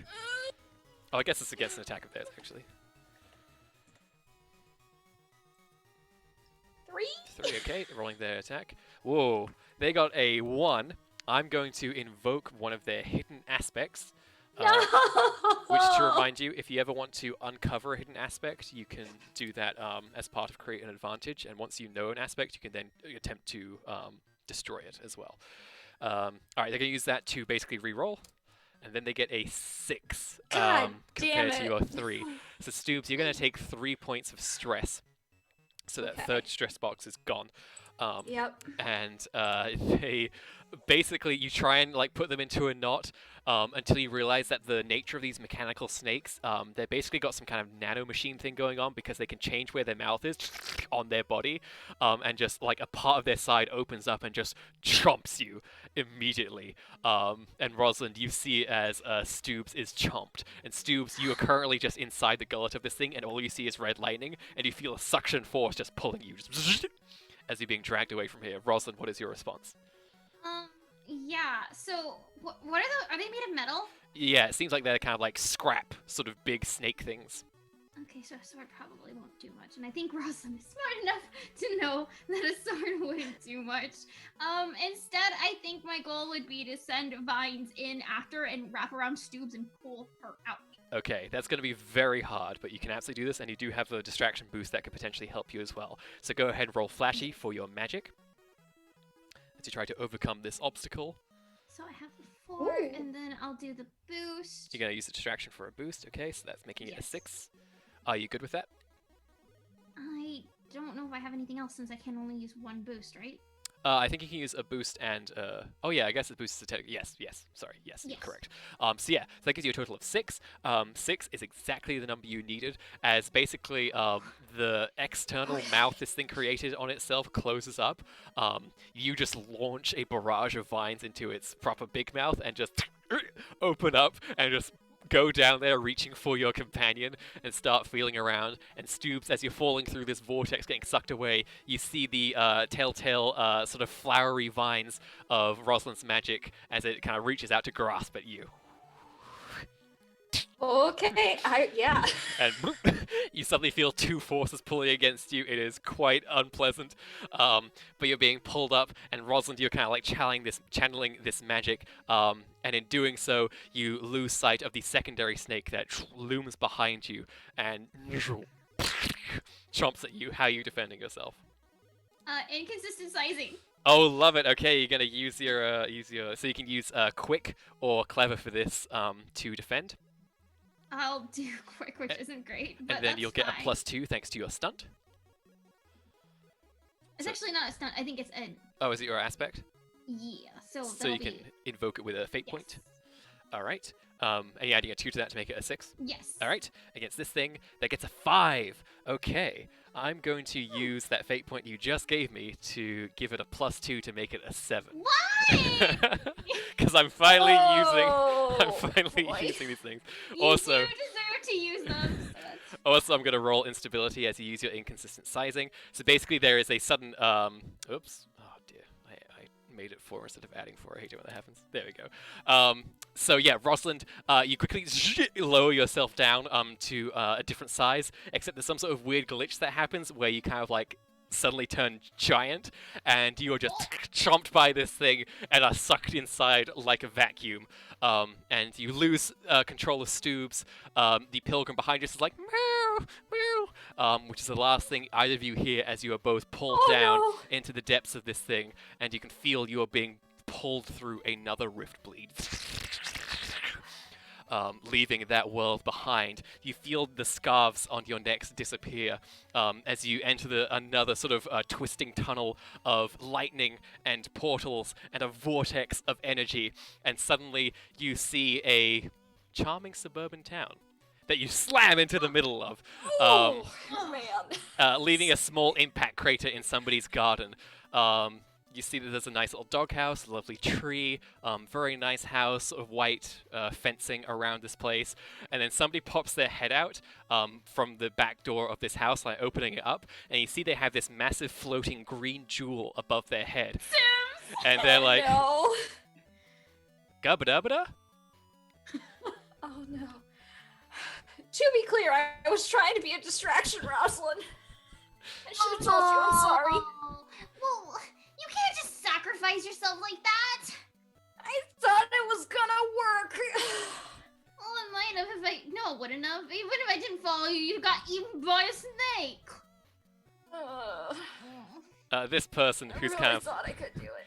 this woman with sort of a nice ponytail and sort of sports gear. She kind of leans down over both of you, goes gabba-dabba-dabba-da, sort of gesticulating wildly, and she just goes hup, and just picks you both up and just turns around and starts storming towards her house, and then just kind of like holding you, just like is speaking to herself, gabba-dabba-dabba-da, and you're both just like hanging from this lady's grip. I would just like to say that I am not a fan of not being able to understand the people that we're talking to. No, but if we listen, maybe we can hit keywords. I feel like this language has a couple of things they're gonna repeat over and over and over again. And then suddenly you are both submerged into a trough of, well, a big bucket of water, just and just. And although you weren't dirty before, you feel cleaner now. You're just both dripping, sopping wet. And this person goes gabba-dabba-dabba-da, and sort of like moves over to this big mirror in this big closet, and kind of like puts you down, gets a big towel, and just goes, and you enter this big kind of dust cloud as you just get completely dried off by this person. Stu, who just immediately floof out. Rosalind, your hair's all over the place. And then there is something that reacts. As you notice the mirror nearby, it is starting to shine ever so slightly, and you feel that the appearance keys in your inventories are starting to glow. Stoops! Oh, it's an appearance mirror. Okay, blah. Ugh. And Oh, I feel suddenly, too fluffy. the woman holding you drops you down, goes dabba, and sort of turns around and leaves, and you don't know where she goes, leaving you in this room. What a strange lady. I feel like, I don't know, I feel like she might have just adopted us or something. I don't know. I mean, people do tend to think that you're... People do tend to think that you're a kid, though. So, I don't know, maybe she just figures this is a random kid and their dog, and they're like, okay. I don't know. That's cool. I guess we have a new mom. And as you say that, the appearance keys in your inventories float up and unlock something magical, and suddenly the potential of countless outfits and costume changes, makeup, body types, sliders for faces, and everything in between appears before you, and you realize that you can, in this moment, completely and utterly change your appearance to be literally whatever you want it to be. And that is where we're going to take our break, everybody. Thank you for tuning into Awakened Pixels. We'll be back very soon. Don't go anywhere, he says, as he remembers to put the break screen on. All right, we'll see you soon. Bye. Oh my god, so much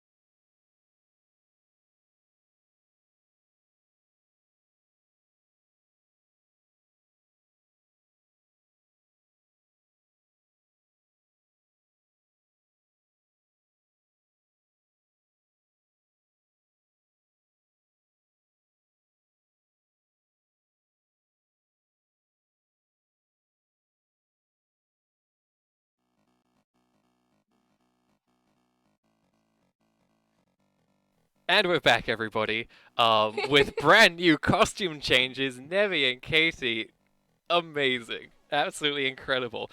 This would be a fantastic time to go over what changes your characters made to your appearances with the spending of the appearance token that you have. Rosalind, tell me what did you do? What wardrobes did you go through? What changes did you make? What's up? You can see I went full pirate. I thought the Admiral looked really cool, and I considered the double eye patches. I literally do have 2 of them, but they looked really uncomfortable. So Rosalind decided against them. She got a new hat with little flowers in it, of course. She put her hair into a ponytail. Has a white pirate shirt. You can't see it, but there's like a little corset thing. Oh my gosh. And then you have this jacket here. Different makeup, darker makeup to Hell yes. represent the fact that she is sad now a lot. And it's sorry, my Amazing. thing was falling off while I was trying That's to fine. talk, so I'm like, I think a question is, when you kind of look through all these appearance options, you realize that whatever game you're in, whoever owns this game had every single expansion pack because there was no limit to the varieties of things. So how long do you think it took Rosalind to sort of like put together this style? 3 hours. Oh god. Love it. Me playing The Sims, honestly. Love it. That's perfect. So Stoobs, what changes have you made to your appearance? Okay, so given the 3-hour time slot, that definitely gives Stoops times to get existential and realize that within this menu, she can become a person. Yes, you could change your body type, and that doesn't just mean your love handles, it's like the entire body type. And also the fact that the owner of this game had all of the expansions really kind of helped Stoops make this decision because she doesn't want to leave behind her doggo form entirely. Sure. So she makes the werewolf selection. Yes! Oh, amazing. So you can now switch between your humanoid form and your classic Stoobs doggo form at will. Yes, and I believe that that is what I'm going to make my new aspect. I to was be. just gonna say, Yes. it's now Ammo It Werewolf. works. To be fair, Thomas did not tell me that this was an option until the break. I do So love this is spring very- dramatic props. Holy shit. So yeah, I had when, like a week to prepare. so when Stoops emerges from the character creator, she is now a kind of, mid-range, very average build human woman. With very basic green plaid, because that's what I had in my closet. And I actually have a very specific graphic t-shirt in mind that she's wearing that I do not have. I'm gonna have to get now. It's like underneath the plaid. She'll reveal it soon. Yes, it is underneath the plaid. And some jeans that are very much it looks almost hipsterish, her outfit, I guess. Because she wanted to go with something that was going to be, comfortable to be in. Because she's never worn pants before. And You've only worn bikinis Like up to this something- point. yes. And that, she could possibly, go trekking through God knows what in. So, she's got hiking boots, she's got some nice comfy jeans, she's got a little backpack, Aww. and to keep kind of something familiar from her appearance, she does have little mini buns instead of her ears. I love now. it so much. And just to clarify, the changes that you're making are all aesthetic changes. So you still have your normal equipment and everything. It is probably just reskinned to look more how you like it. But mechanically, you're still, operating in the same kind of way. Except My for werewolf size still transformations. glitches. Yes, it does. Fantastic. Well, 3 hours go by as you dive into this character creation and everything, and you both kind of emerge with your new outfits. So, Rosalind, you see Stoobs is a lady now, still like a walking. Stoobs! You're a person! Yeah. You look awesome. Thank you. You look very nice too. Thank you. I feel tall. Yeah. I feel like she's still sitting on the floor, kind of Yeah. in the same position that Stoops was. You know, it's gonna. How do I walk? Oh. Oh, that lady's gonna be so confused. Oh God. Speaking of which, the door flies open, and you see the woman no longer in sweats anymore. She seems to have switched to sort of a more sort of casual daytime wear, and she's just like, doesn't seem to have noticed that you're both completely different now, and just kind of takes Rosalind by the hand and starts just like taking you out of the room. Yeah, I'll try. I try to communicate. Da ba da ba da. No response from this lady. I Is there a chat menu? All right, Like Stoops. in The Sims? Yeah. Like, pull up Yeah, you have to do it through balloon interface, which neither of you are familiar with yet. So, Stoobs, please roll. Oh goodness, what would this be? You're acting quickly. Please roll quick. Please roll quick to learn how legs work. Oh my God, this is like a very real Little Mermaid simulation. Yeah. All right. Two. Two. I don't think two is enough for have never used legs before. So you kind of like go, wait, Rosalind, just you face plant onto the ground. Then you look at your legs and start like awkwardly trying to make yourself stand up, and you realize it's too hard. So you kind of sit on all fours and just start moving that way for a bit. Just like, okay, army crawling.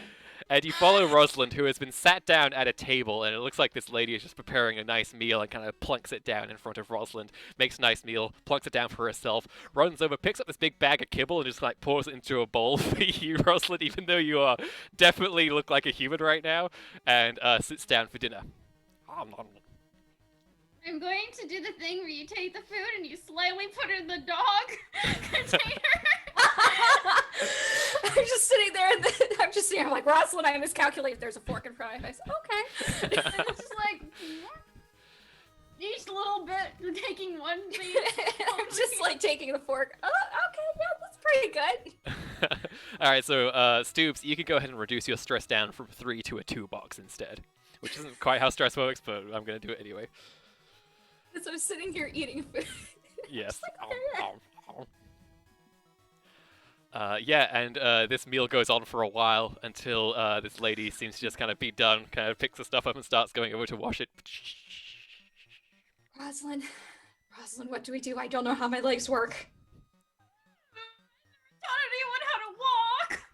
Hold on. Okay, I'm gonna Google a video tutorial of how to teach your baby how to walk. Okay, go ahead and roll that and add your clever. Oh, rather add your stunt. This is not something that I thought I would ever be looking up on the internet That's what I love. shit. As a dog, that's a 3. Dog, that's a person. So that's a 3. Okay, so we're going to add a 2 to the instability. So as you're kind of looking at this up, you see that the roof of the house simply disappears. And To be fair, for the game that we're in, that's probably normal. And yeah, you look things up, and the information that you find is somewhat sufficient to help you along. You think you can get there with this information, but it will take a bit of Okay. practice. Before you get much of a chance, though, a collar is put around your neck, and this lady come pulls out a on! leash, and she starts like pulling you towards the door. No. I just like grab onto a corner. I'm just like, help me! And the lady's like, gabba dabba da, gabba dabba da, and seems a little bit angry. I'm gonna try to grab the leash like I want to walk the dog. Oh, interesting. When you try that, Rosalind, it opens up the communications interface with this person. You see a bunch of different emojis and images to kind of like express what you're trying to say. So go ahead and roll. You're being quite quick here, I think, actually. So roll quick to see if you can just very quickly fast talk this lady who's now your adoptive mother to surrender Stoobs. What a beautiful world we live in. 3. The 3 is exactly what you needed, as the mother's kind of like, And you see like a little relationship meter increases as she thinks you're being very responsible, and you see your responsibility stats shoot up, Oh, and never- the leash is given to you, and they kind of expect you to take Stoops outside now. Stoops, I think we gotta go outside. Yeah, okay, fine, we'll go outside. Just like scoot myself. So you exit the door. I'm gonna have excellent upper arm strength by the end of this. When you It's leave, the weirdest thing that's ever happened to me in game. yes. When you leave through the door, you see that you're in this kind of lovely suburban neighborhood. You see there's a sign outside that says "Welcome to Simula." So there's some nice houses here, some very terrible houses here as well, some that are like half constructed, half finished. There's some kind of people walking around, very eccentric characters. You think you see some pop culture characters as well who have just been made in this game somehow that only really Stoops would recognize. What you also notice as well, that there is kind of a metropolis off in the distance, and then suddenly when you're looking at it, a beam of light shoots up out of it. We should go. We should go to the light. Okay, yeah. I don't want a new mall. I don't. You know, I've spent my whole life as a dog, and I gotta say that the collar thing, the walking thing, like I'll just ask. Just ask. I'll go with you. Okay? There's a communication thing. Also, I'm not a dog anymore, so this feels weird. Can you? I take off the collar.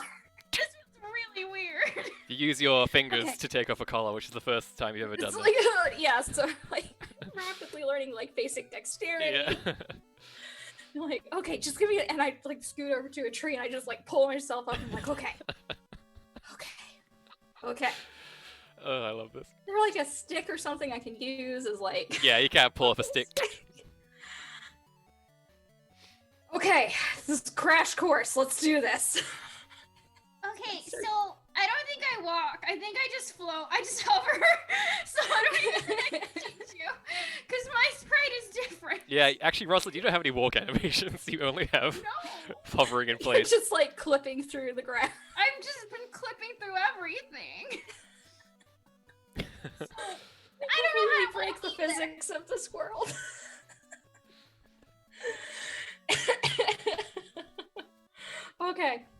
Okay, what do I need to roll? What are you trying to do? Walk. And I'm how are just you trying doing to it? walk. You're just man. trying to walk. Is it fair to say you're trying to reach the beacon as quickly as you can? Yes. Or are you trying to reach it as carefully as you can? Ooh. Or which one is slightly more prevalent, I guess?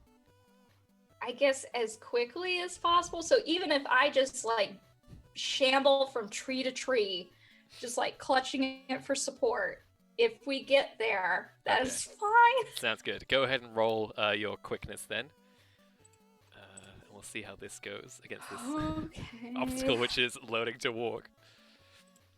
Okay, That's 3. you're starting to pick it up. You kind of just need to get the momentum under control, because you can quickly sort of like start running too fast, and you have to get Rosalind to sort of like stop you before you fall over and eat dirt. But it's getting there. You're a quick learner. You're very clever. And as you're kind of like reaching the suburbs limit, suddenly both of you boom straight into an invisible wall, and you both come bounce off of it. on! Okay, so in The Sims, there's like a cellular phone, and you click on it to travel, and then you go to like the overworld. Uh-huh. Is there any way to do that? You notice that your mother, through the windows of your home, is kind of like chatting on her phone. Doubtlessly telling friends about her new pet and daughter. I think we need to steal the phone. To go back? You gotta put the leash okay. back on. No! Sorry. Fine. Okay. Dear, Okay. Make this a little bit less humiliating. I turn into a straight up wolf. Oh. No, that's fine. You're really Okay, big. yeah, let's just roll with it. Let's just roll So I with guess it. that expends a fate point because that's. Yes. So thanks for that. Oh God. And I guess we walk inside with my. Yeah, I now my- know how to walk in a quadrupedal form. I'm just bigger now. So we head back to the mom. Yeah, your mother doesn't seem to bat an eye at Stoobs both becoming a human and a wolf again, simply treating you as a pet.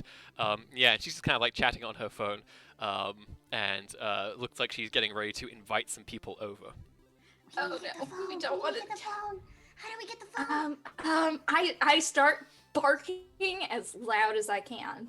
You can see that at first the mother's like, and then kind of like, and kind of like comes over to you. I try to take the phone while she's distracted. All right, sleight of hand, roll sneaky, Rosalind. Oh no. Oh, okay. Have we ever rolled this? No. I think only once before. Three. It was when you Not tried very to steal happy bacon people. from a table. Oh In the yes. first roll, the very first roll of the So you game. got- Yes. This... So I'm just going to contest this by how careful this lady is, and, well... Can let's- I use my barking to like create an advantage? Or yes, something? please do. Go ahead and make a flashy, flashy create an advantage. Oh god. As this wolf is just barking. 4. Okay, you create an aspect. What would you like to call it? The music of my people. I'll call it wolf music. Oh! Okay, so there's now a free invocation on the table for wolf music. So would you like to use the free invocation of wolf music to increase your sneaky? All right. That is going to be more than enough as you very quickly sleight of hand the cell phone away from your mother.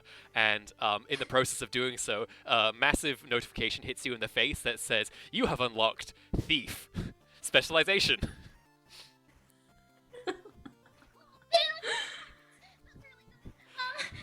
Not the time. I'm gonna try to find the travel button on the. Okay, you go through it. Roll clever, Rosalind. Meanwhile, Stoobs, this lady's coming over to you and just like yelling. She's like, I immediately stop and just go into like cute, adorable dog mode with just big eyes. She kind of puts her hands on her hips and goes, "Go, yeah," and starts petting you. Just keeps petting you again and again and again. Just keeping an eye on Ross and like, tell me when we can leave. So roll your clever, Tech. roll your clever, Ros, and we'll see how well this goes. 2. Wolf music is still on the table. If you'd like to invoke it, it'll just cost a fate point this time. I don't have that many points. I can't waste it. I'll Can just I have- invoke it on her behalf? I Yeah, you don't can. know. Yeah, you can. Absolutely. Yeah, okay, then I will do that. Okay, so you use wolf music, giving me yet another fate point. Thank you for that. Oh god, this is such a bad giving Thomas way too many of these fate points. I'm just waiting for the final boss at this point, with just a trove of fate points. Excellent. Man. So you invoke wolf music to basically distract this lady some more. Like as she's getting up, you're just like, "Brr," and she's like, "Oh," and keeps kind of like petting you again. Giving Rosalind more time, and in doing so, you kind of like scroll through all the stuff, go past all the stuff it tells you about how to become a professional pickpocket. It's like, no, I don't care. And you see the travel button and you slam it, and suddenly you, your mother, and Stoobs appear in a minivan and are just driving to the metropolis. Weird game. What's the end goal? Who's gonna try to kill us? Who's the bad guy? I don't know. I don't think. I feel like. I don't know. I feel like if I Google something, it's gonna bring the mire back. I don't know. Don't It Google. Don't keeps- Google. We'll just try to figure it out. I'm gonna try to use like the conversation things to ask who's the bad guy. Who is evil in this world? The mother kind of like keeping her eyes on the road. She's still very responsible. She just kind of says to you, "Gabba dabba da, gabba dabba da, gadabba dabba, dabba gada da dabba, gadabba dabba da, gabba dabba da, gabba dabba dabba da." Apparently it's Gabba Dabba Da. Just. Are there no awakened people in this world? No, I don't know. Maybe she is awakened. I don't know. We can't really communicate. Sometimes I click emojis and then she'll emoji back at me, but that's the most we've been able to talk. And sometimes this like meter goes on. If I click nice emojis, it gets bigger. And if I click bad emojis, it gets less big. She kind of looks over to you Oh, and just boy. says, and kind of gives you the "I'm proud of you" look. Thanks, Mom. It is during this time, while you're moving on the freeway in this minivan, that you see another red line suddenly appear in front of your minivan, and like a giant maw opening to consume you. And your mother doesn't seem too worried about it. It's just like, "Duh," but still driving straight towards it. Honestly, it feels kind of welcome, not gonna lie. Let's try to get the light. Can I like hit her to make the steering wheel go sideways? Yes, Can I you just- can. You just do it. It's just like you see your responsibility plummets down to 0. And That's better.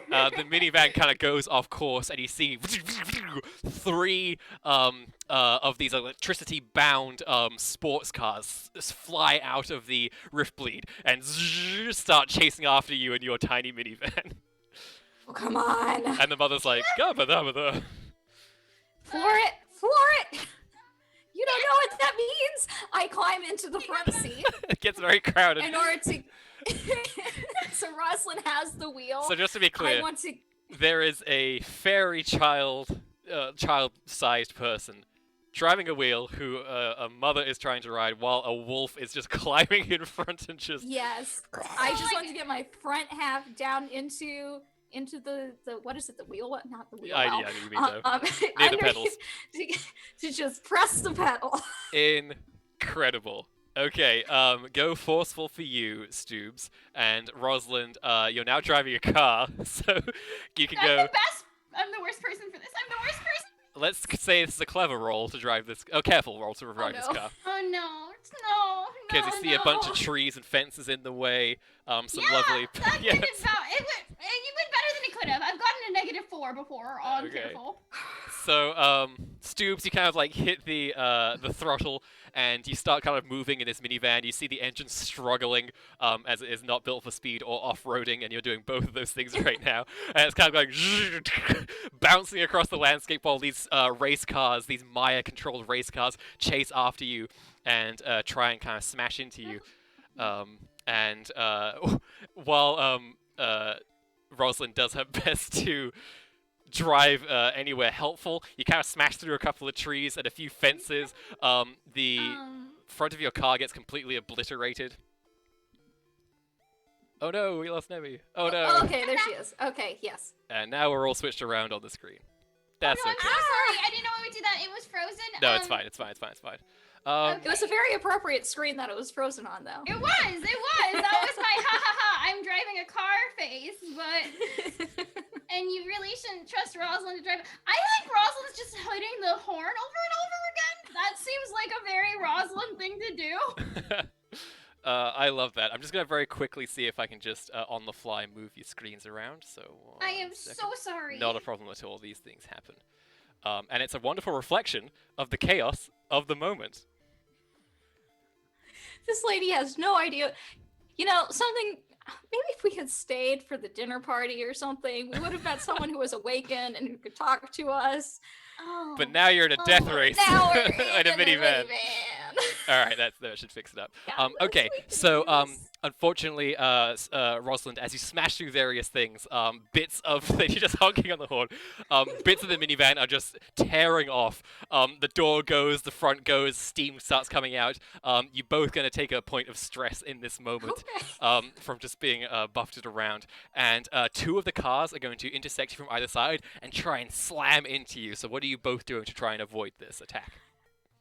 I can't see anything. My entire front half is presently shoved underneath the dashboard. Uh-huh. So I am just going, Rosalind, what's... Tell me. So I have a new magical bomb ability, which lets me affect wide areas. Can I throw out a bomb to make vines just pull up all the cars upwards to the sky so that they can't reach us? I love that. So you're going to use your ult to affect every person with a single bomb? Yes. Sounds great. Go ahead and roll. This sounds very forceful. To Yes. jettison cars into the sky. Cool. Would you like to invoke anything? Okay, let's see. I should probably do that. What do I have? Okay. Ooh, I haven't changed Recklessly Joyful to something else yet. And, so I don't have the other thing. I don't think I have anything that'll work. So That's fine. Three is still perfectly good. I'm just gonna roll for these. These cars are gonna kind of quickly try and dodge out of the way of these vines that you're making. And they get a 3, so it's a tie currently. So is there anything either of you would like to do to modify either their roll or your roll? Is there a way that I can discover an aspect? You can I don't absolutely, know. if you would like to. It would take discover an aspect and then eliminate an aspect before you could actually deal with it. So you gotta it do would it take in a while. two Can't phases. you use a fate point to sabotage things? Yes, you can. You can spend a fate point and invoke an aspect Oh. to affect any roll. Oh, okay. Okay. I still haven't made my new aspect, so I can't really use it in inconsistent. Yeah, I Doesn't haven't. work. Okay, hold on. Let me think. You know what? I think my new aspect might just be reckless, just in general. Yeah, I would say that like reckless destruction was something I was gonna suggest, but that might seem too. I actually reckless destruction is very on brand. I like that a lot. I like that a lot. Let's use reckless destruction. And it sounds like I could use that against you a lot as well, so I'm very happy. So- That's great. I am so glad for this. I don't actually know how to change it on screen. It won't let me, but just pretend I changed it and Okay. I use that. Let's just make a And note of that and we'll change it later. So using your new aspect, recklessly destructive, and adding a 2 to your roll, and you see that one car gets just tangled in these vines, and then as the bomb goes off, they are all covered in these vines and just lifted up into the sky. This is going to add some instability, because this is unprecedented. Oh no! That's a 10, which means we're about to trigger intensity. Instability rather. So as you I do don't this, like this. as you do this, Rosalind, you launch the cars away, very expertly. And in doing so, the entire world starts to twist and shake like it doesn't quite understand this should not be happening in this world. So it is attempting to correct itself. And the way it does that is you find that the lovely sort of pastoral greens that you're moving on suddenly rapidly twist and morph into a car track, and you see boost pads, you see little shiny crates on the track and everything, and you see other kart racers in little cartoons who just kind of look at you menacingly like as they see another entry on the racetrack. And A random freaking minivan. this your mother is just like, oh no, just complaining, but you've drowned her out at this point. As you are now propelled onto a kart racing track, and you hear the sound of ba ba ba ba ba ba ba ba ba ba ba ba as one of the other kart racers has launched a missile at the two of you, and it is homing in Oh, on no. your location. What are you doing to defend yourselves? Bomb against the bomb. I was gonna say throw the bomb. All right, this is a quick reaction, so go ahead and roll quick to defend yourself with this bomb of yours, Rosalind. Okay, let's see how this goes. While you have eliminated the Maya affected cars, these kart racers do not seem happy to see you. 0. A 0. Okay. You throw out a bomb, and it kind of like launches back, and you see like this sort of very gentle, carefully moving along kart race, just like doop-a-doop-a-doo, slow and steady wins the race. Your bomb just obliterates them, and you see their car fly up, and they get launched into space like wah! And the missile continues its course, unfortunately, and you both take 2 points of stress as it slams into your minivan, and it is now screeching as the tires have exploded, and it is barely holding together at this point. Okay, so you know the little lever that's like underneath the seat that adjusts, you know how Yeah. far forward or far. I would like to just pull that real fast. With and your wolf just, paw. Like, boot. Yes, it's like bend over, just go. And Just push the mom. Basically, just get her far enough back that I can get entirely into the front I love seat this. area. roll either clever or forceful to eject your adoptive mother out of this breaking minivan. Like her. Sending her out of the minivan, just into the back seat, basically. Okay. Got it. That's one. Holy cow. Okay. What can I do here? What can I do? I mean, you're only pushing your Um, person out of the way, so it's not a difficult task. Yeah. Okay. But I will yeah, say so that I just the door of the all the doors of this minivan are gone. So when you gently push her to one side, she does fly out of the door, and you see her little jewel just kind of like go from green to orange and red as she just rolls on the ground behind you, and just kind of gets up and sort of like shakes herself down at that and just like, Governor, as if to say, my children.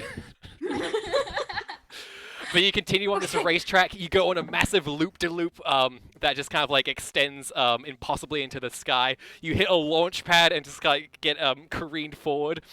You're smashing with some of these other kart races here. What are you both doing? What's the plan? You see that the Riftbleed is still chasing after you in your rearview mirror. Hey, Okay. Stoops, can you do the human thing again? I really feel like I should not be a person to drive anything ever. Okay, so yes, my plan here is that I want to be like in the driver's seat because this is probably going to take more like clever stuff Yes. and like quick reflexes, which is more my area, whereas Rosalind is very good at being on the offense and defense. Yes. So I would like to get into the driver's position, Okay. open the sunroof, and just like, okay, be my eyes up there, and I like. I will You switch back to human form if Got it. necessary. Yes, you get into your human form. You put your hands at 10 and 2, and you slam the throttle with your new leg, and you kind of like shift gears in this terrible minivan that is now just smoking everywhere. I assume it's automatic, my dude. I don't know, minivans. Yes, so yeah, Rosalind, you can see that as Stoobs is trying to do best she can to take control of this terrible wreck that you're currently both inside, you see that there are other kart races coming up towards you, very eager to be in first place, and they smash through various crates to get different tools of the trade to attack you both with. What are you doing in these few moments of preparation? Stoops, what if we just jump onto one of their cars? I mean, you'd have to be able to get back, otherwise you're just going to be in the same position as you were in here, where you're going to have to drive. No, we let them drive, we just sit in the back. Okay. What about our random mother? She's already, we threw her out, didn't we? At this point, No, the she's still Riftbleed, in the the Riftbleed is eating the track that you're on. She's gone. She's Oh. long gone. Oh. No. She either missed the Riftbleed or has been sucked inside it. It's hard to say. There's a lot going on. Okay, fine. This is a train wreck anyways, and I will follow her. All right. So, we're gonna just pick one and jump onto their car. So you're both going onto the same car? Yeah. You know, are we too big? Should we separate and have it, or would it be okay? So They're definitely more go-kart sized, but you're not heavy, either of you. if we were to boot the person driving out, would we be able to fit onto one cart? Yeah, that'd be pretty easy. Okay. Yeah, we're gonna try this. Okay. So from what I'm hearing, We're it effed sounds like anyways. you're both just kick flipping yourselves onto somebody else's cart. Love it. Why don't you both roll forceful in this moment? Actually, one of you roll it. Whoever has the most, and we can just add another 2 as one of you is helping, basically. I definitely have a better forceful, I believe, Okay. unless you have better than 4, Stoobs. No. Go for it. So that's Okay, a 6. I guess this person will desperately jeez. try to defend by swerving out the way. I wonder how that's gonna go. Okay, so you leap to an adjacent cart, and in the process, Rosalind, you just do a massive karate kick. Stoobs, you engage your werewolf power to just increase its unholy strength, and you just see this like mustachioed man kind of like slowly turn. As boom, you kick him out, and he just goes wah as he bounces on the track, and you hijack his cart, as well as the weapon that he has. So I'm going to give you a boost for that very powerful roll. Oh my god. New cart. Woohoo. And what? New cart. Who dis? I'll let you both decide what item did this person have ready to go. Just any of them, we can cheat and be like, oh, it was the boy. Any kind of kart racing item do you think this person had?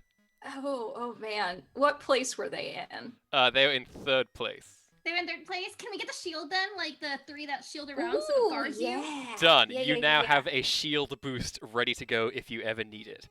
Okay. Fantastic. So you have now hijacked this cart, and you see that there is where once the metropolis was, there is now a big a number of stands with cheering crowds in them, and a big podium, and a person standing on it ready to give whoever gets in first place the cup. And right on that podium is where the beacon of light is at this point. And you see other Okay. sim-like people who are driving against traffic, just like aga baga wah. So Stoops, please roll. Are you trying to avoid these people? Yes, I am trying to get there is like weave and dodge. Great. Go ahead and roll careful to dodge them. Rosalind, you notice that the person in first place kind of looks back with a glare, and they hold up a banana peel. Oh no. I got a 1. Can I use a boost? Yeah, do you want to use your shield boost? Oh, I guess. Honestly, yes. If we are just, if careful doesn't work out, we're just plowing through. All right, so you're gonna spend your shield boost. Would you like to re-roll or add 2? Ooh, oh boy. Rosalind, reroll or add 2? Well, What do you think? It Either was one, I believe in you. Do what you believe is right. Oh boy. Okay. Well, if I just add the 2, that'll get us 3, which isn't bad. 3 isn't bad. And there's no guarantee you'll get better than 3 the next time. I know. Yeah, so we'll just go with the 3. Okay. We'll go with 3. I'm just gonna roll because it's hard for me to really determine how much force this should be. So I'll just call it this. Okay. You try your best to avoid the incoming sim drivers. And you unfortunately see that there is a massive school bus coming your way that is too hard to dodge. And at the last second, you slam down the button required to activate your shield, and a protective bubble goes around, and just boink, the school bus and you just bounce off of each other. You kind of spin out for a little bit, but you quickly gain control again, and nobody takes any damage as a result due to the tie, and your shield fades. And in that moment, the first placer drops the banana, and it careens back towards your cart. Rosalind, is there anything you're doing to try and stop this banana before it gets to Stoobs? Oh, what if I just have a vine pick it up? You want to pick it up? Interesting. You just lean down and scoop it. Yeah, well, I could use vine, right? And just have it, like... Oh, yeah. Okay. This will require quick reflexes, so go ahead and roll quick, and we'll see if you're able to grab that quick enough. Okay, I don't want to do that then, because my quick is not that good. Okay. Instead, I am going to try to blow it up with a bomb. All right. Unfortunately, I still think this is very quick reflexes on your part, so it's still gonna be quick. Okay, I'll just try to grab it. Yeah, try then. and grab it. Sounds good. Same. This is gonna be a difficulty of Pothole 3. versus banana. Yeah. Well, it doesn't work. Okay. Oh. You try and get it at the last second and fail to. Stoobs, you feel that your entire cart suddenly slows down and spins out. You both get swirled around and around and around. In a game like Phantasma, you've never really felt so much physical force at once, so this dizziness feeling is new to you. And you just hear the person in first place just like, ha ha ha, as they drive off into the distance. You see that the rift bleed is getting extremely close to the two of you, and you desperately try to accelerate away, but it is not fast enough as you are sucked inside. And you are now hurtling back through the familiar vortex once again. You are much closer to the beacon this time, but unfortunately you just couldn't quite get there with that last banana peel. And you are hurtling through. You're still in this cart that just kind of like hurtles with you in this vortex. They just get sucked into some random place. You don't know who's going to get a sudden unexpected cart, but there it goes. And the two of you start falling and falling and falling, and you land in dirt. And there's a beautiful calmness to this place.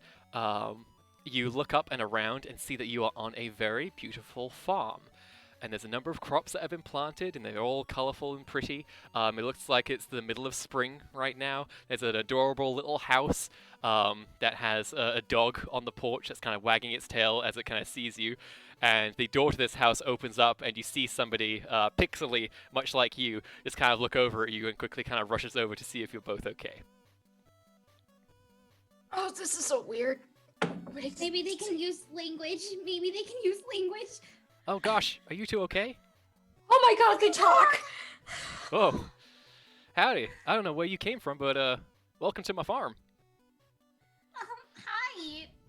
I like your crops. Do you have any flowers? Oh, I grow lots of flowers. I like to make dyes with them. Make what? Dyes to color different Dyes? things. Yeah. Oh. Huh. Hmm.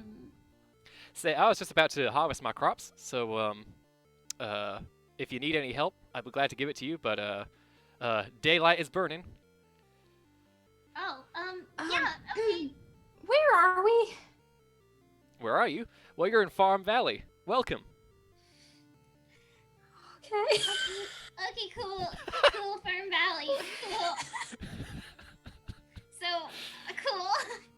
But by any chance, has there just been like a random beam of light that you've seen recently? Ain't seen no beam of light. Sorry, ma'am.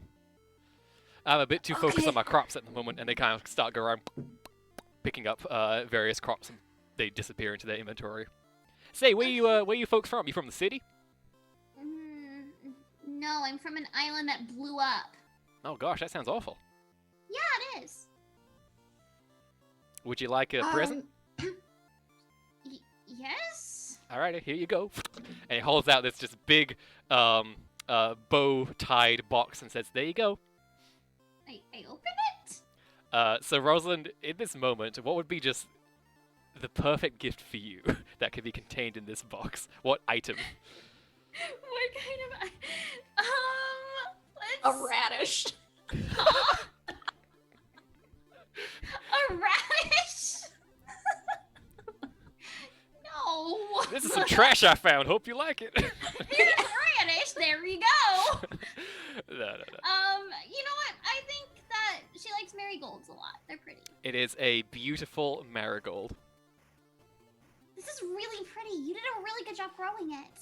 Oh, thanks. I have a thing for growing things and gifting things to people.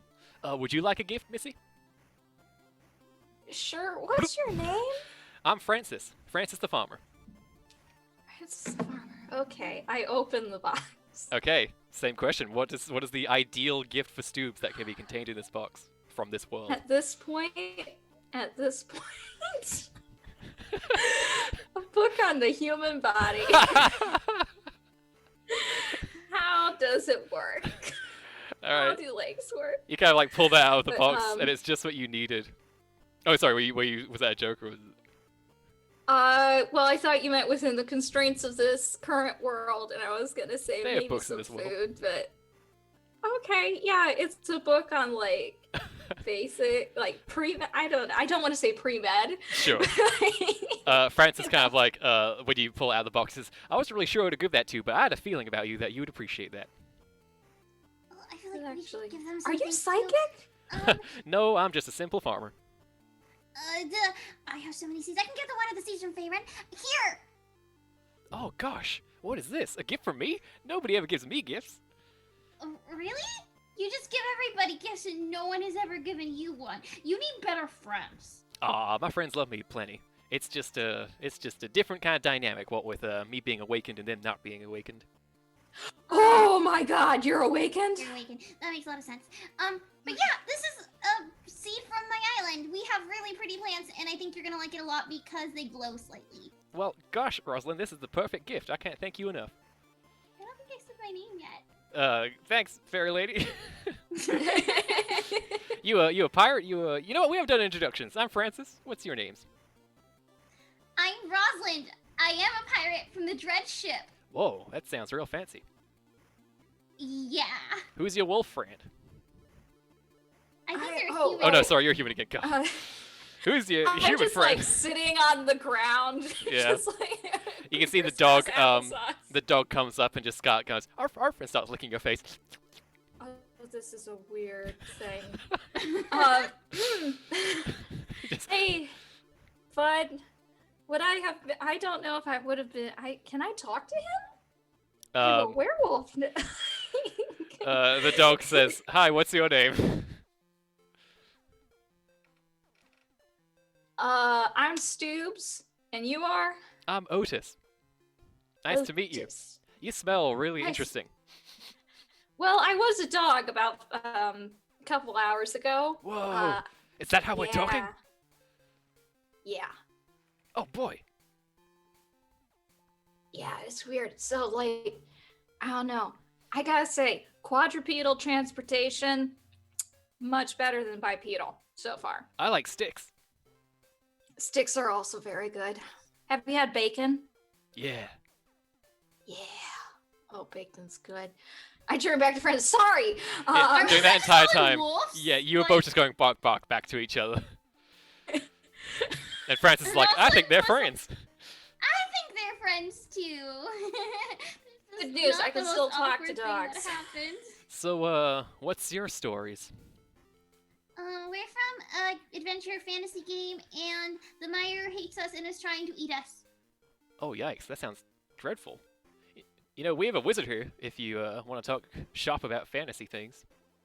Do you know what the Mire is? Has it been here? Not a whole lot. It's a very peaceful place around here in Farm Valley. We're blessed by serenity, as it were. I used to work in the big city myself and decided, what am I even doing this for? I realized I had no real goal in life, and so I started doing stuff for me because I wanted to. That's lovely. Yeah, that's actually very nice. Yeah. Built this And, farm all by my lonesome. It's a really lovely farm. Gosh, thanks. So, you said something about a wizard. Why is there a wizard here? This doesn't seem like a place where there's magic. I don't know. Okay, that's a fair answer. Um, has your player character also gone missing? Well, usually I was the player character. Oh, What's that so surprising? Yeah? so you're not being controlled by anyone right now? No, ever since I awakened, I started doing stuff on my own. They Although, can to be use- honest, still doing the kind of same things. I just love farming so much. Okay, but this is a really weird moment where I realized that all of the vessels could also be awakened that they're in, and that's kind of creepy to think about that they're just taking over someone else's body. I mean, but so like this raises an interesting question here of games that have a standard protagonist that the player just takes control of. You don't create them per se. It's not like an RPG, like like you're not customizing every single aspect of their appearance and their personality and things like that. So it's like, so in these games, the player character just has free will now, but in games where they're totally created by an outside force, they're just gone. Is what I'm seeing. I don't know. I don't know if that's right. A good hypothesis. Huh. Everything I learn makes my brain hurt. You know what makes your brain hurt less? Starting a farm. You start just watering all his plants. Yeah, well, maybe I would have done that if my island didn't die. Can you bring it back? No, Why not? because it's gone. The mire ate it. Can you get the mire to spit it back out? I I don't mean, know. technically speaking, everything that the Mire eats goes somewhere else. Faerun is in a different game? It could be. Huh. It could have just been displaced. It seems like the Mire doesn't necessarily destroy things. It's just like a weird conservation of matter thing. You do notice that a cartwheel is just slowly rolling past you while you say this. But what? And just Alright. I mean, granted, we did kind of destroy the cart as well. Like, we weren't Yeah. exactly careful with it. It wasn't exactly in a great shape when we got it. Wait, so you just make stuff and then you sell it? That's easy. I make a flower right now. whoa, how'd you do that? And then suddenly you see this sudden dawning of realization on Francis the farmer's face of, wait, this person can create crops instantaneously. What does this mean? And you Oh, just kind of no. like see past his cheery face is like, hey, do you want to stay? I think the game is going to yell if I do that. It doesn't let me stay places. That's fair. Like we said, the Mire is kind of trying to eat us. Well, that's the Or weirdest thing I ever just- heard. It's we've seen a couple of weird things here and there, but nothing too crazy. Never heard of it trying to eat anybody before. No, I don't know why it's targeting us. I don't know. But we need to find the beacon. We need know to find that. the beacon, and so we should go meet the wizard. And here, I give him a handful of flowers. Have fun with money. Whoa! Well, gosh, I don't know what to say. Thank you so much. And he says, my inventory's filled though, so they all just drop to the ground and says, I gotta go get my box, and runs over to put all his produce in a box and then runs back to get the flowers. While that's happening, he kind of points over in the direction of the Wizard Tower, which is just to the south of the farm. And as you're kind of walking over there, you see that a beacon alights in that region as well. Okay. Okay. All right. If we do pick someplace new to stay, I could become super rich here. You could. But I mean, would it be like? Would that be fulfilling? I don't know. I have this big stack of gold already. I don't even know what I'm gonna do with this. I know we don't know. We really have no idea how money works. Okay. All right. I will. Okay. So I have a question. A logistical question Yes. about my new werewolf ability Sure. here. So it costs a fate point to turn into a wolf. Sure. Or it costs me a fate point to do that. Does it cost a fate point to revert to human? I'm gonna say no. Okay. Okay, because Otherwise, I was wondering it'll if I burn through needed way to too take off another fate point. Okay. Oh god, speed is of the essence, but I kind of need to learn to walk and run, and so far there's nothing here that's trying to kill us. So I will save turning into a wolf until it is absolutely necessary, and I will try to just pull out my walking stick again. Okay. You make your way through, kind of like you brush through the shrubbery, and you see the Wizard Tower is very close to the beacon, and that's when you see a familiar crack opening up nearby. But you have never been closer to the beacon than you are now. So what are you doing? We have to get to it. We have to run. We have to run. Okay, I turn into a wolf and say, "Do you want to hop on?" Okay. All right, let's do this, and I Let's will go. start booking it. We have a pirate fairy riding a wolf. This is very cool. Honestly, it's a very badass visual. We have had a very big upgrade from Bikini Bowtie Dog. Awesome. So you're charging towards the beacon. The rift bleed is opening up once again, trying to jettison you to another place. This time, the thing that crawls out of it is you see kind of like these bat-like wings that kind of like pull through, and then you see a long neck as a dragon appears, no. wrapped in this Maya energy, being completely dominated and controlled, no. and it stomps through, destroying the landscape as it goes, trees being buckled, the ground being upended, and you run for your lives. Stoobs, go ahead and roll quick. And Roz, if there's anything any advantages you'd like to set up or anything you'd like to do in the meantime, go ahead and do that. Yeah, I'll just try to make like a barrier with just flowers and vines, so Nice. that way it'd be harder to break through. Sounds good. You can do either careful or forceful, which... Forceful! Surprising no one. Okay. It's only a 2. Come on. Ah, I'm rolling really bad this session. So I'm going to give you a one-time use, a boost with that. Da-da-da. And we'll just call it Roz's protection. So if you would like to, Okay. Stoobs, you can invoke that. Otherwise, we can continue. Sure, why not? Because that's only a 2, and I'm sure that the dragon is going to be moving much faster than a 2. Let's find out. So it gets a 4 when you get a 4 as well. So you manage to run very close to the beacon. At the last moment, the dragon takes to the sky and lands in front of you. And now it is standing between you and the beacon, and it is trying to shove you back into the rift bleed that's also closing in on you. You're in a box, Come on. rapidly closing. What is the plan? Oh. Stoops, just go for it. Okay, is this... So, does invoking a stunt cost a fate point? No. Okay.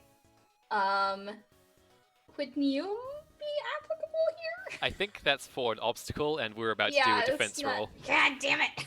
Okay. Then I will. Because you see the dragon just going. Oh boy. Okay. Hold on. Yeah, I just run as fast as I can. Have you used your ult yet? I have not. But does that cost his fate points? It does not. No, it's a stunt. Okay. A once Then per session I would stunt. like but a stunt. to reverse card that. Okay, so this dragon is about to expel a bunch of fire on you as the Riftfleet is about to close in on you. So how do you change the mechanics of this world to reverse that? Okay. In my mind, I flash back to a very old video tutorial that I once watched where it was this very nice, pretty game with a white wolf with some markings painted on his forehead. Koyami. I remember, yes, I remember that wolf had the power of the wind. And so I think if only I had access to the code for a brief moment, I could just blow this all away. Mhm. And in that split second, my glitch triggers, a incredibly strong wind picks up and blows the flames back into the dragon's face. I love that so much. I am going to add to the instability for your glitch, so only a 2. Yes, you conjure the mightiest wind that has ever been bellowed in Farm Valley, and with insane force you shoot it outward, and the flame gets pushed back against its own dragon, who just seems shocked and amazed that such tiny creatures could possibly counteract such powerful flame. And in the moment where it's kind of got soot and smoke in its eyes, you take that second to run towards the beacon, which is just kind of like at the front door of the tower, and you Roz, I guess, leans over, opens the doorknob, and you see just a shining light ready for you to leap in. I leap into it. And you feel yourself fired across dimensions and games, if there's even a distinction between the two. And you feel like the power that the scientist has set up is working. And you are kind of in this moment, you're just running on a completely white open expanse where there's just kind of fog in the distance, and you're just running and running and running. You feel like you're in some kind of masked loading screen right now. And while this is happening, you hear the voice of the scientist say, "Hello? Hello? Is anybody there? Can you hear me? Did you make it?" Yeah, we can hear you. Okay, what took so long? It doesn't matter. You're here now. I'm going to take you back to Phantasria, and I think that once you're back here, I'll be able to hold off the Mire from doing this other stuff again, so hold on to your butts. What? Oh, not the main character. Sorry, it's easily confused. And you exit the loading screen and appear in a place that you do not recognize, because it is as though you were exiting on the other side of the door you just opened, and you have entered this large, round chamber. And in this room, you can see that there are a couple of windows. You are at the top of a very tall tower, and you see the sun rising on Phantasria. You are back in your home once again. You see the pixelated mountainside, the beautiful blue ocean, and the skybox shifting ahead. That's what you see out the windows. You also see that there is a big mirror in this chamber as well, and in front of it is standing a wizened old man. Hey, old guy. And when you appear, he kind of like slowly turns around. You see he's got this big, big white beard. You can't even see his eyes. They're just perpetually kind of closed and squished on his face. And he says, I wondered how long it would take for you to get to me. Really? You know who we are? I have been, and he motions towards the mirror, watching various things that have been going on in Phantasria. You've And been you stalking both. everybody? In a sense, I can't really leave this place, so it's the only entertainment I have these days. You know that's creepy, right? You know, Yeah, watching that's people a without their little creepy. permission, even framing it as entertainment makes it worse. That doesn't make it better. You could have a hobby that's not stalking people. Yeah, but I don't. So, here's the thing. I'm the one they called the Wise Sage.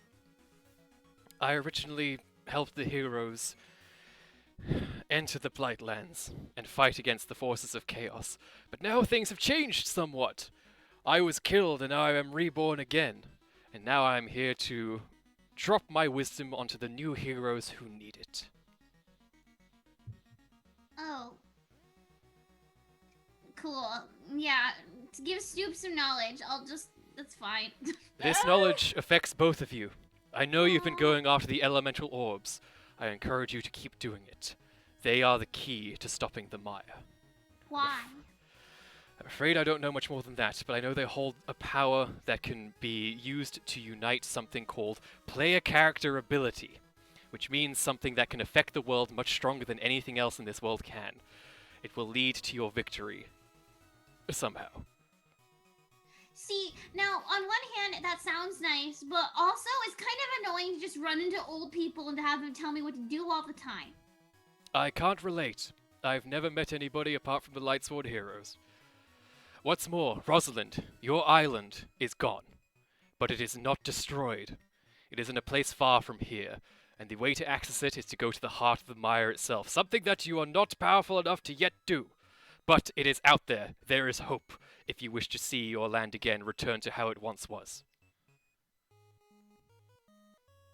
Maybe I want that, or maybe I don't know. Maybe it's better this way. They seem happy on the pirate ship. No one seemed to want our home back. Maybe I feel like the fairies have found who they really want to be. If I bring them an island, maybe they're not going to want it. Everything is different now, and maybe it's better that way. Consider your elder sister who is not awakened, who is currently ensconced in an ice cave somewhere. She has simple desires, but she would like to see her home once again, someday. She is not alone. There are other fairies, other NPCs like this, who wish to be returned to the lives they know, the lives they remember. And this brings me to my final nugget of wisdom. I'm the wise sage. My final nugget of wisdom informs you about this. The Maya is a power unlike anything this game has ever seen. It is akin to the flame that once started all of civilization. It can be used to ignite fires, to keep warm, to stay alive during the night, to keep predators away. It is powerful, and it can bring much good into the world. However, it has gone beyond a spark. It has turned into a firestorm that threatens to destroy everything, and this firestorm must be stopped. And I think there is a way it can be reduced back down to its spark once again. Do you know how? Of course I do. I am the wise sage. Unfortunately, Not everyone has limited knowledge like you.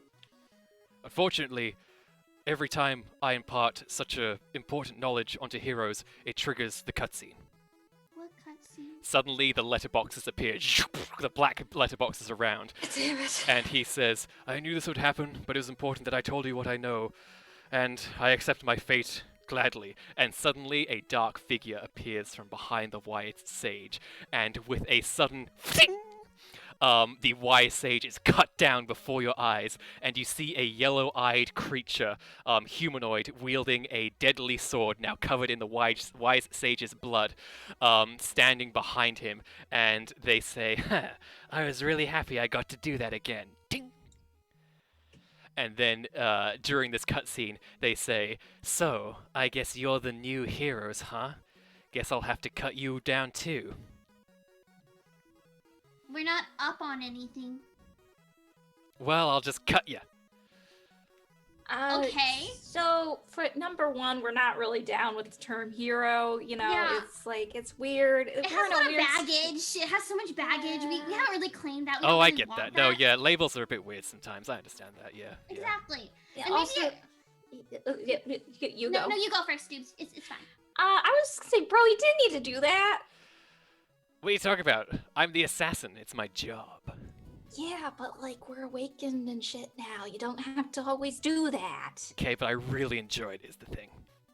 Well, you could have just waited 10 seconds so you could have got the important world-saving knowledge that affects you too. You live here. And the wise sage on the ground actually kind of cranes his neck a bit and says, there was one other final thing. The twist! The big twist! And the assassin goes, alright, enough of that. Oh, God, You could have just let us know that. Why?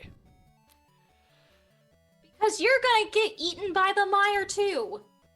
I don't care about that. I'm here to live dangerously, then die. That's my entire coding. So, let's do this. And the letterboxes disappear, and you see that the entire tower is surrounded by the forces of chaos. More than you've ever seen. And you hear boom, boom, boom, boom, boom, boom, as the entire tower base starts exploding, and you feel the tower shake and move ever so slightly. And the assassin says, I guess the party started early. That's fine with me. Let's roll quickness, everybody. Oh god. Oh no. So much is happening. I know, I'm sorry. Alright. So, Stoobs, that's a 3. Yep. And you can use aspects if you would like for this, if they are I appropriate. have no more fate points. Alright. I am also down to 0. Actually, I'll say that from the gifts that Francis the Farmer gave you, you both get 1 fate point back.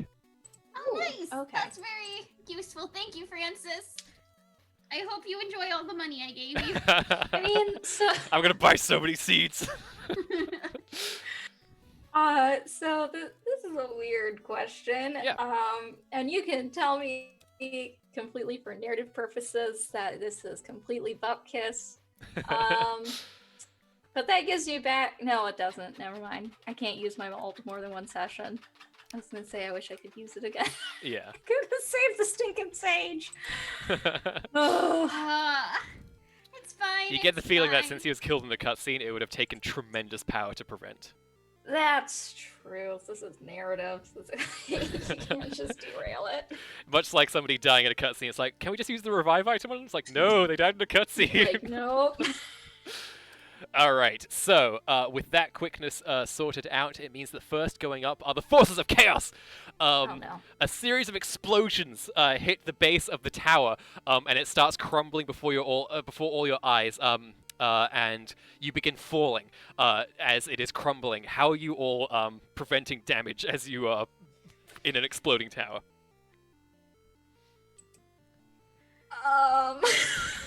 Wow, what a question. Bear in mind, you are Um, awesome video game characters who this is the are bread and butter. awesome. I'm gonna pull an egg and just make a vine ball. Oh, I love it. Nice. So I have a you know the really really I could talk about this movie series a lot, but you know the Hobbit movies? Uh-huh. Uh-huh. You know that scene where it's just Legolas like jumping from one Just block saying to, gravity like, doesn't exist anymore kind Yes. of thing. Mhm. I would like to do that. You'd like to say gravity doesn't exist. Got it. All right. Awesome. So Stoops, that sounds flashy as hell. Are you going to use your skateboard to no. kind of like hop between falling pieces of stone as well? I mean, sure, why not? That's Love it. not going to affect the roll. And you're Oh, creating sweet. a cocoon. That sounds very careful, Rosalind, so go ahead and roll careful. Uh-oh. Oh no. You got this. This will be the one time it's good. Okay. Well. No. So that's a 3 for Stoops and a 0 for Rosalind. I think Rosalind gets distracted going, ooh, what kind of bombs did they use? Yeah. It's like, oh, they sound really just powerful. This is Awesome. so cool. So Actual yes, curiosity. you know what? Actually, the assassin also needs to roll against this because he is also subject to this damage. Okay, interesting. Ugh, It's a bunch of zeros. Basically, he does some really absurd sort of like ninja phase flips from one piece of stone to another, much like you are Rosalind. You are Stoops with your skateboard, and you're both kind of having this glaring contest as you're doing this. It's just crumbling stuff behind you. You should have hit the ground years ago, but you're still just like jumping between these things. Ros, you form your vine thing, and it just plummets to the ground and smashes onto the ground, and a bunch of rubble lands on you, and you just kind of like move the vines to get out a little bit, but you do take 2 points of stress. Can I take box it in the third one or no? Yes, you can. You can check off your third to take that damage. Okay. And Roz, you realize you are surrounded by various minions of chaos, sorcerers and knights, and other foul-looking forces of chaos who are ready to attack you. Cool. Meanwhile, Stoops, as you're leaping through the air, it is your turn. What would you like to do? Okay. Okay. Oh god. This is definitely not something that like any of us were expecting. We are surrounded. Is there any like we can't fight all of these people? You do notice the assassin has a skull icon above his head, suggesting he is of a High power level. level that is higher than the rest of you at this Mhm. time. You think you have accidentally skipped ahead in what the game was expecting. Oh no. The Sage's Tower was not until the very end. I am going to just try to talk like, hey, we can talk this out, you know? Like what do you guys want? What's the deal here? Why are you here? Why are you after us? I mean, really what we're trying to do is to benefit everyone so we don't die. You know, it's just like This is all happening while you're still falling on a massive piece of rubble, and he's also falling on a piece of rubble, and it's just like a massive conversation taking place. Yeah, the assassin kind of looks at you, and he says, I serve the vile lord and the forces of chaos. There is nothing else. Except for a little fun every now Yeah. and then, which I enjoy. Like But killing you know people. what? Okay, but I mean, don't you want more than that, bud? Yeah, running out of time here for the Okay. falling to your demise. Okay, then I will just as I am talking, I would just like to trip him. Interesting. Okay, yeah, go for this is sneaky. So roll your sneaky. Oh roll. god, this is gonna be bad. That's a 0. Okay, he's gonna roll forceful to just take the trip, and does fine. You kind of like try and trip him, and you end up on the same kind of like rock platform. And he says, "Hey, weren't you meant to be a dog?" Well, you know, nothing is stable in the world anymore. You too could upgrade to your final wolf form. Whoa!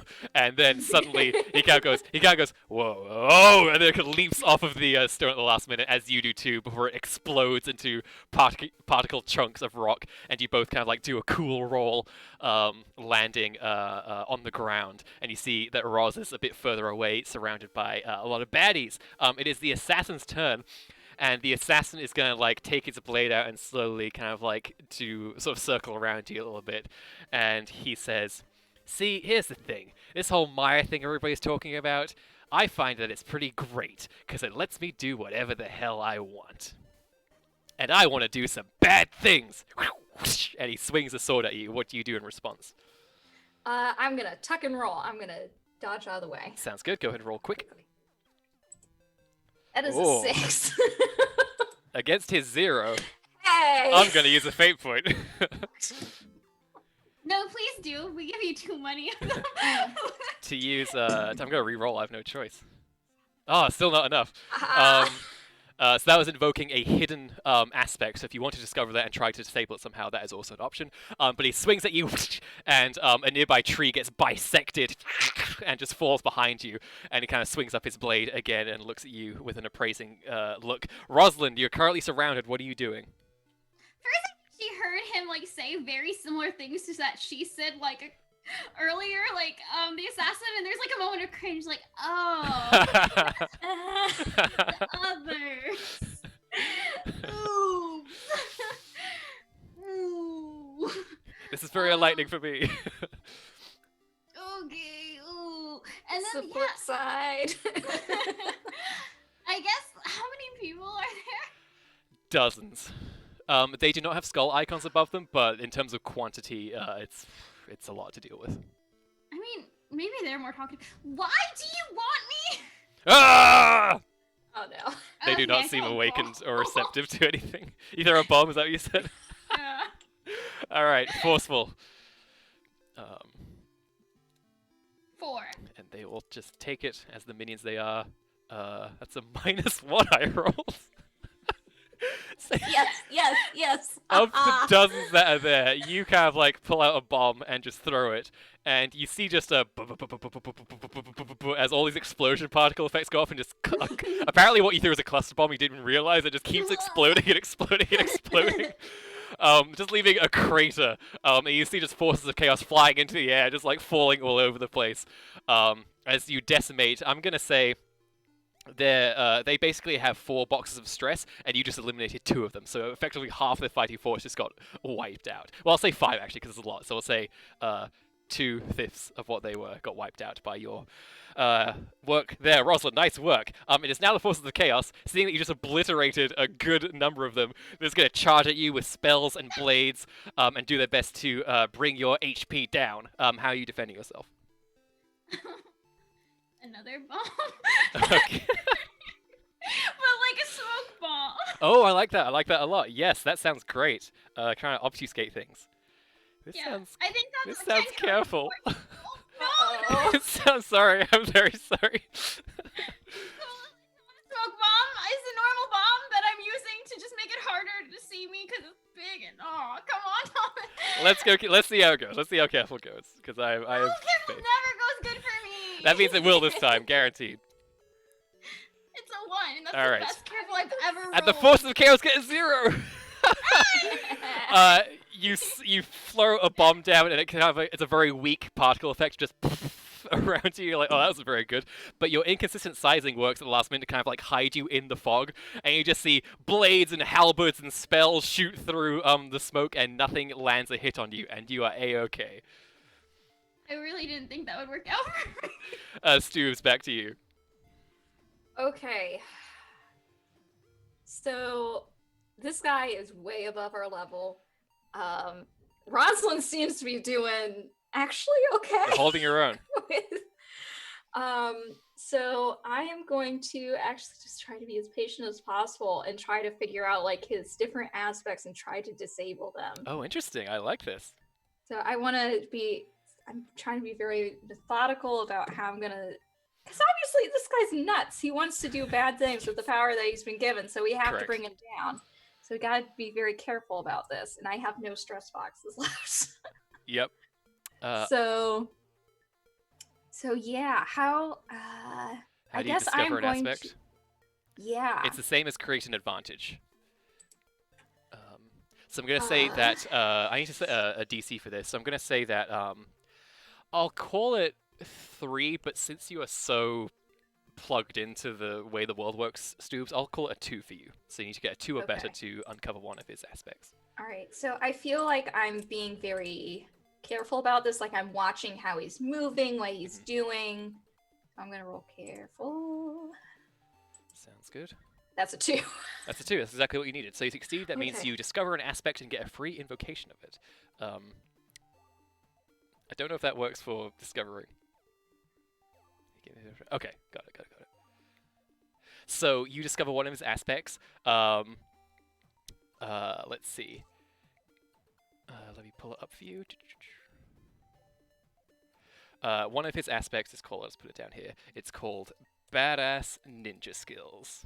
Oh no. So you now uncovered that, Okay. which means that is something he can kind of invoke. But you now see a method to get rid of it if you would like to. So good Okay. work there. I closed the turn order. I shouldn't have done that. There it is. That brings it to the assassin's turn. And he's kind of circling. You're both doing this very cool, badass, like, standoff circling thing. The flames from the various bombs that are going off everywhere is just kind of, like, lit up some of the forest behind you. It's kind of backlighting both of you as you're circling each other. And he says, so you're going to do anything? Or you're just going to stand around there waiting? What's your deal? What do you even do? What class are you? All right. Don't say anything. I'm getting I bored. just watch him. I'm growling. My hackles are up. My ears are back. I am just like carefully pacing, watching his every move because I want to make sure that if he tries to hit me, I can still dodge. Sounds good. Then he says, so you're not going to talk. That's fine. Let's end this. And he runs towards you and then disappears from your sight. So fast did he I knew move. this was And then you freaking hear coming. wind behind you as he tries to stab you in the back. Please defend yourself. Okay. Honestly, I feel like what I was doing before it kind of feeds into like a clever type thing because Yeah, I knew sure. about his ninja Anticipation skills and kind of everything. thing. Yeah, go for it. Yeah, that's a 2. It's a 2. Okay, he gets a 6. Ooh. Oh He god! Oh god! slams the blade into the back of you, and you hear as your health drastically falls. Clearly, the level multiplier from your level differences is playing a lot of role there, and you're gonna take 4 stress, Oh my god! which that means would you're be going like to have to take a moderate consequence. Okay, moderate. could I invoke the fact that I am a werewolf now, so I'm like a little beefier. I'm a little more. If you would like to invoke werewolf to give yourself a +2 or a reroll, you can absolutely do I would just like to decrease that. Oh man, Oh, yeah, this you is could so also do it early too. in the fight, though. that. Um, What you doing, Stoops? okay, what happens when you get a moderate consequence? Doesn't that give you a penalty to your Um, rolls? No, it doesn't. It just it means that as soon as you get a consequence, I can invoke it against you, and at later times I can spend fate points to then evoke it against you as well. Okay. So basically, as it's created, I get a free invocation of it. And it doesn't go away even if you invoke it. No, it sticks around. God damn it. Okay.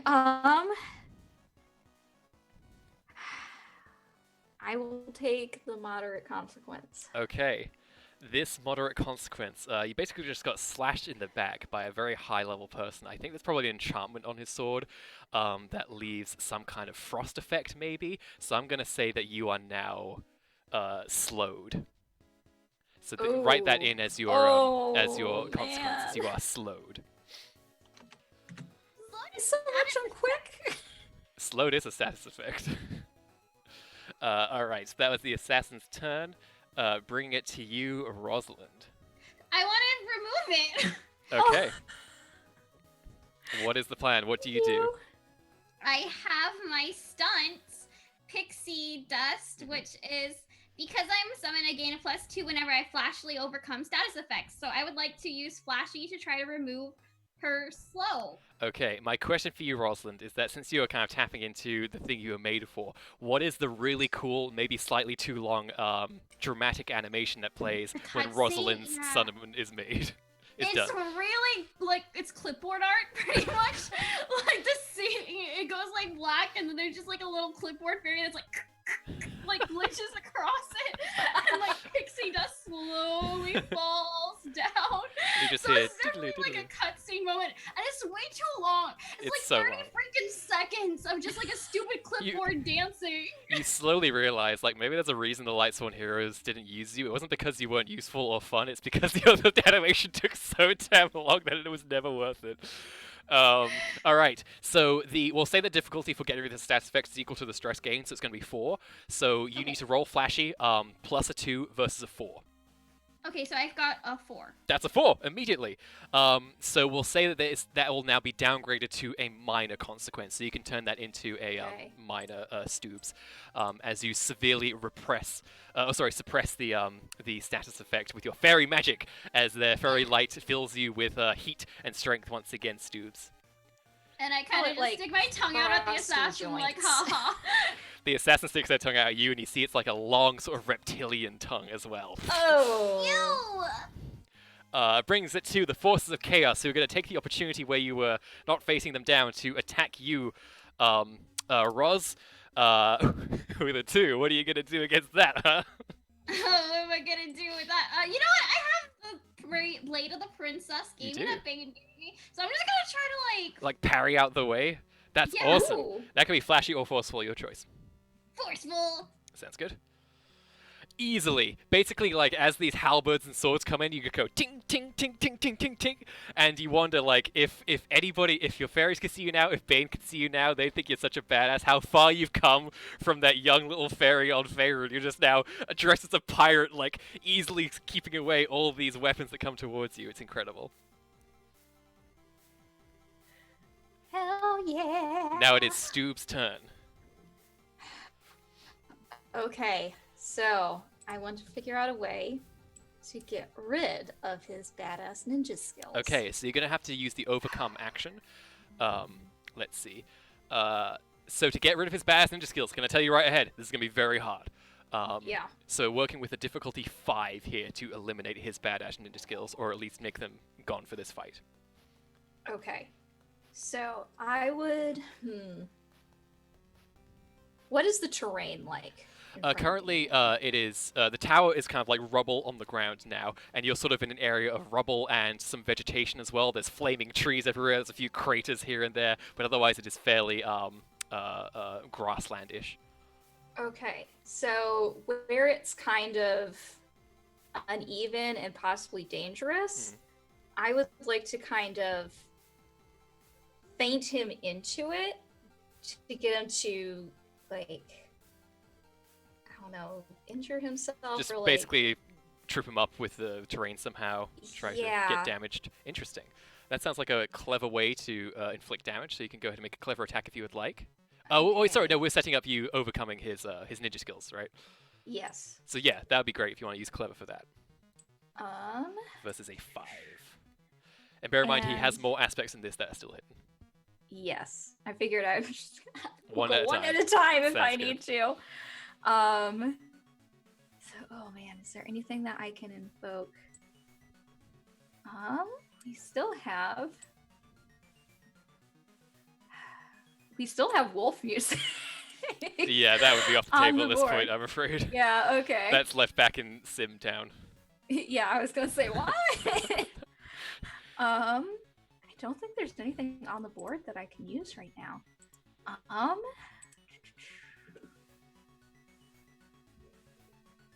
So technically, this is overcoming. Yes, So- it is. but it's not an obstacle. It's a. It is technically aspect, over. I think it counts as overcoming an obstacle. Let me double check. Okay. So then I would also like to use Neum to kind of give me a boost of speed to get out of danger quick, since I'm going to be luring him into a dangerous area. Interesting. So you'd like to quickly feint this person somewhere else, Yes. basically. Okay. As a way to get rid of the badass ninja skills, I accept this. Go ahead and roll quickness. Add a 2 from your stunt, and we'll see how it goes. 5. That's a 5. That is gonna be enough until I spend a fate point to. Actually, I don't even need to spend a fate point because I got a free invocation from your consequence. So I'm gonna use chilled against you to reduce your roll by 2. So you almost feint the the assassin to sort of trip and stumble, and then at the last moment you're just too slow to pull off that final move, and the assassin shadow steps away from the dangerous area. Oh man, it was worth a shot. It was That's a definitely. really cool that idea. was And now so that- close. Now that aspect, I've lost my free invocation now, so that's good. It is the assassin's turn, and no muss, no fuss, straight up slice to the face, as he just runs at you, doing sort of a Naruto run, and then. How do you defend yourself? I'm tucking and rolling. I'm Tuck and roll. dodging. Go for it. Ooh, You take Oh, that's 3 points of stress as this blade cleaves into you, and your health drops even lower. okay. Is that a moderate consequence or So, a mild consequence? What are your stress boxes at right now? They're all filled. They're all filled. Oh no! And you currently have a minor consequence, right? Yes. So you're gonna have to do a moderate consequence again. Okay. This is rough. This particular, let's see, what happened to you this time? I think at this point there is a part of the werewolf part of you that is getting very angry. There's like this inner beast inside of you, and unfortunately, it's not the good kind of anger. It's the kind of I will lose control and probably just get killed. So I'm gonna call Ooh. that what's the word for like loss of control? I guess losing control. We'll call it that. Losing. You are currently losing control, and I get a free invocation of that if I ever need it. Oh god. Things are getting dicey for Stoobs. Rosalind, it is your turn. Okay, so I'm gonna try something a little bit different. Go on. I'm going to try to. Twinkle said that the Chaos Lord wanted us alive. So having the assassin kill us right now goes against his master's wishes, and I'm gonna forcefully try to tell everyone in the area that, like, actually, Ooh. you guys are not doing what you're supposed to do, so why don't you stop and consider your actions here? I love this. I think it is more clever than it is forceful, though. I feel like charisma can be taken as force, though, right? Because, like, it's a force of will. All right. Since I was very mean to you with the careful before, I will let you do this. Forcefully.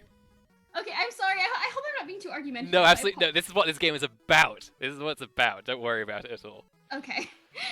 All right, yeah, go ahead and bring that up. Yes, because you remember Tinsel wanted you two alive. Yeah, So true. And I'm going to also use recklessly dangerous because yelling at a bunch of army people is very.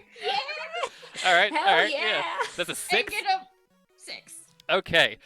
You see that the sort of generic forces of chaos who are currently trying to attack you are suddenly filled with a bit of hesitation, and they kind of like rotate their necks towards the assassin, like, is she right? What's going on here? And the assassin kind of like looks at this situation and says, "We'll revive them. Who cares?" And pulls out his sword towards Stoobs again. The forces of chaos seem like they aren't buying that a whole lot, Rosalind. They just don't really know what to do, so they're a bit paralyzed. So you see they're kind of effectively taken off the board at this point. They're just like,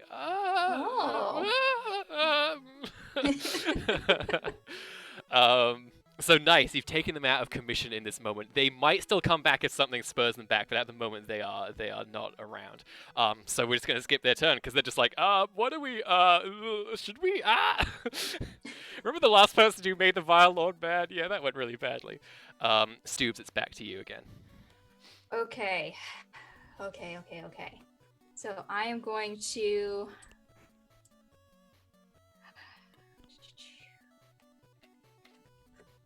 Actually, I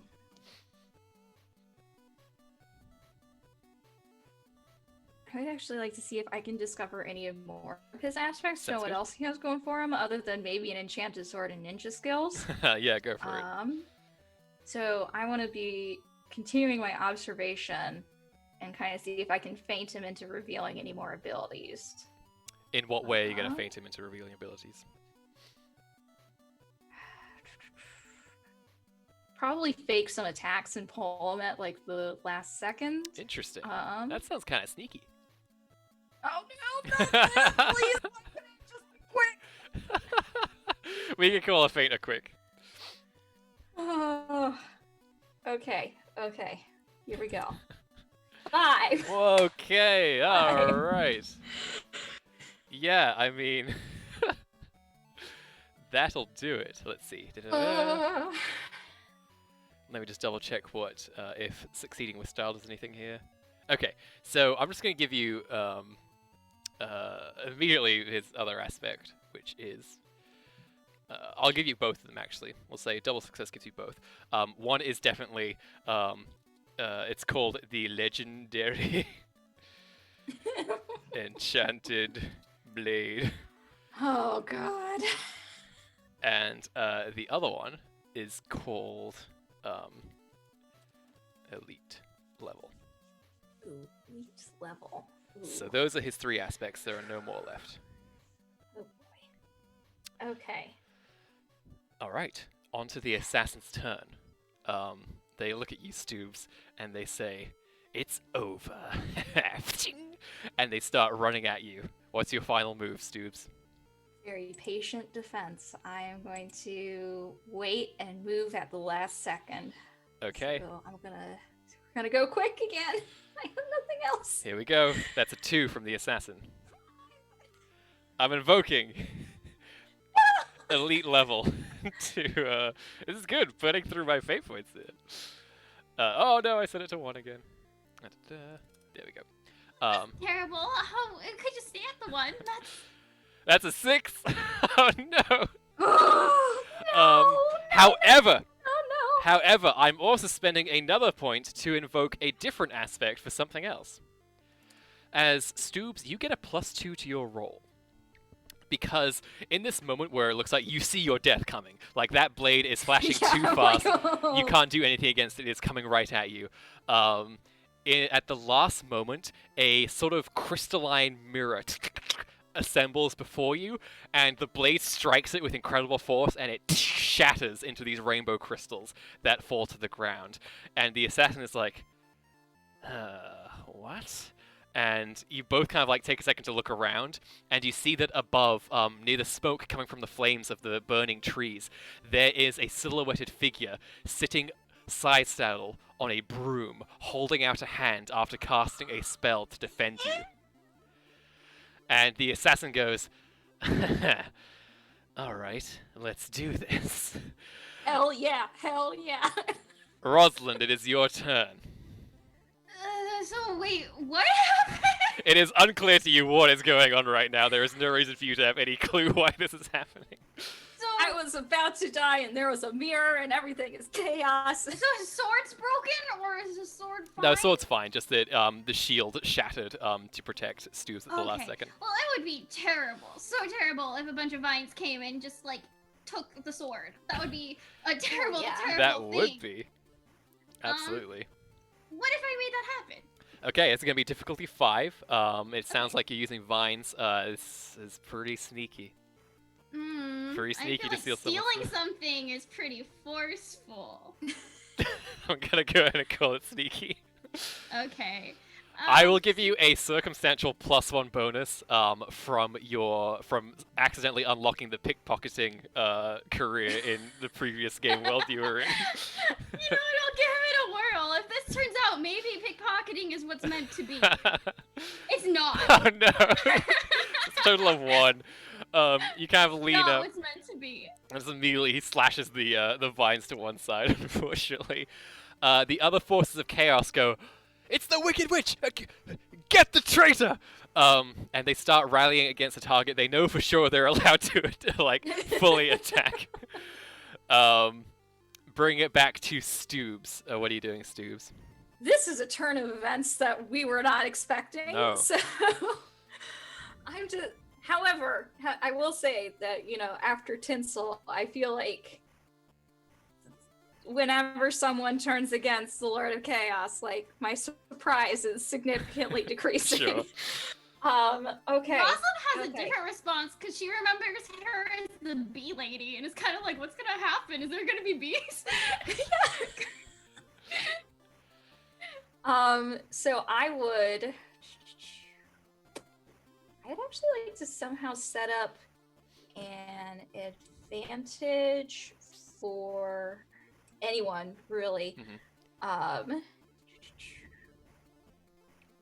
Oh boy, how do I want to do this? I have a general idea of what I want to do, but I'm trying to figure out what is the best way to go about this. So I know that he has, the badass ninja skills, and he has the blade and everything like that. I would actually. So I don't know if this is going to be flashy, forceful, or quick because it's all kind of integrated. What in are there. you doing? Let's figure it out. So I want to essentially keep his attention on me by being as loud as possible. So just barking, howling, whatever, and kind of I want to be kind of leading him a little bit more towards an area where he would be more vulnerable to either the witch or to Rosalind. Okay. If that's uneven terrain or if it's closer to them. I just want to Basically, you want to create a tactical advantage of some kind. Yes. Sounds good. Yeah. This sounds. If you're trying to set something up like that, it sounds like you're being quite clever. So why don't we call it clever? Okay. That's a 3. Okay. I'm going to use my free invocation of losing control on you. Oh no. As you attempt to be very smart and tactical about this, suddenly just this fog fills your mind of just this bestial rage. And it gnaws and eats at you. And unfortunately, it kind of distracts you for enough seconds that your attempt at sort of good repositioning does not play out, unfortunately. Okay. It is now the Wicked Witch's turn. And she immediately darts, kind of snaps her broom and flies directly towards you, Stoobs. And you feel she has grabbed you by the scruff of Okay. your neck and is dragging you along. And she's flying over to Rosalind as well. And she lands. The broom disappears into her inventory and she grabs Rosalind as well. And you can see the forces of chaos are surrounding you. And the assassin is like, "What are you playing at, traitor? What do you hope to accomplish here?" And the Wicked Witch says, "If I am such a traitor, then strike me down." And in a second, you see a flash of a dagger being flung at incredible speed by the assassin. And it hits the Wicked Witch directly in the chest, and the assassin's like, "I was expecting more from the vile Lord second in command." And the Wicked Witch says, "Oh, you'll get more." And she teleports away from this place, grabbing both of you in hand, and the three of you completely disappear from this location and are now teleported on the top of this cliff, miles away from wherever the sage's tower was.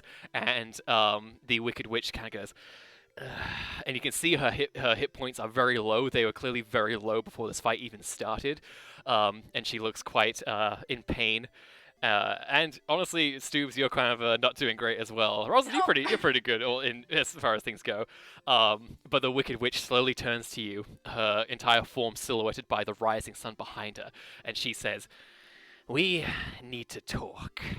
And that's where we'll end tonight's session, everybody. Thank you for joining us. I hope you all had a good time. This has been Awakened Pixels. Do we have any announcements or anything we'd like to say before we depart for the evening?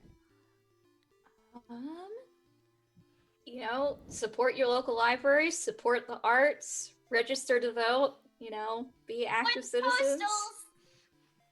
Yeah, that's it. Support the post office. Yes. Yep. Absolutely. Our music for the evening was by some folks. Was by Roll Music from the album The Black Dot, from Visiger from the albums Song from an Unmade World and Songs from an Unmade World 2, and Eric Skiff from the album Resistor Anthems, that can all be found on freemusicarchive.org, used under the license CC BY.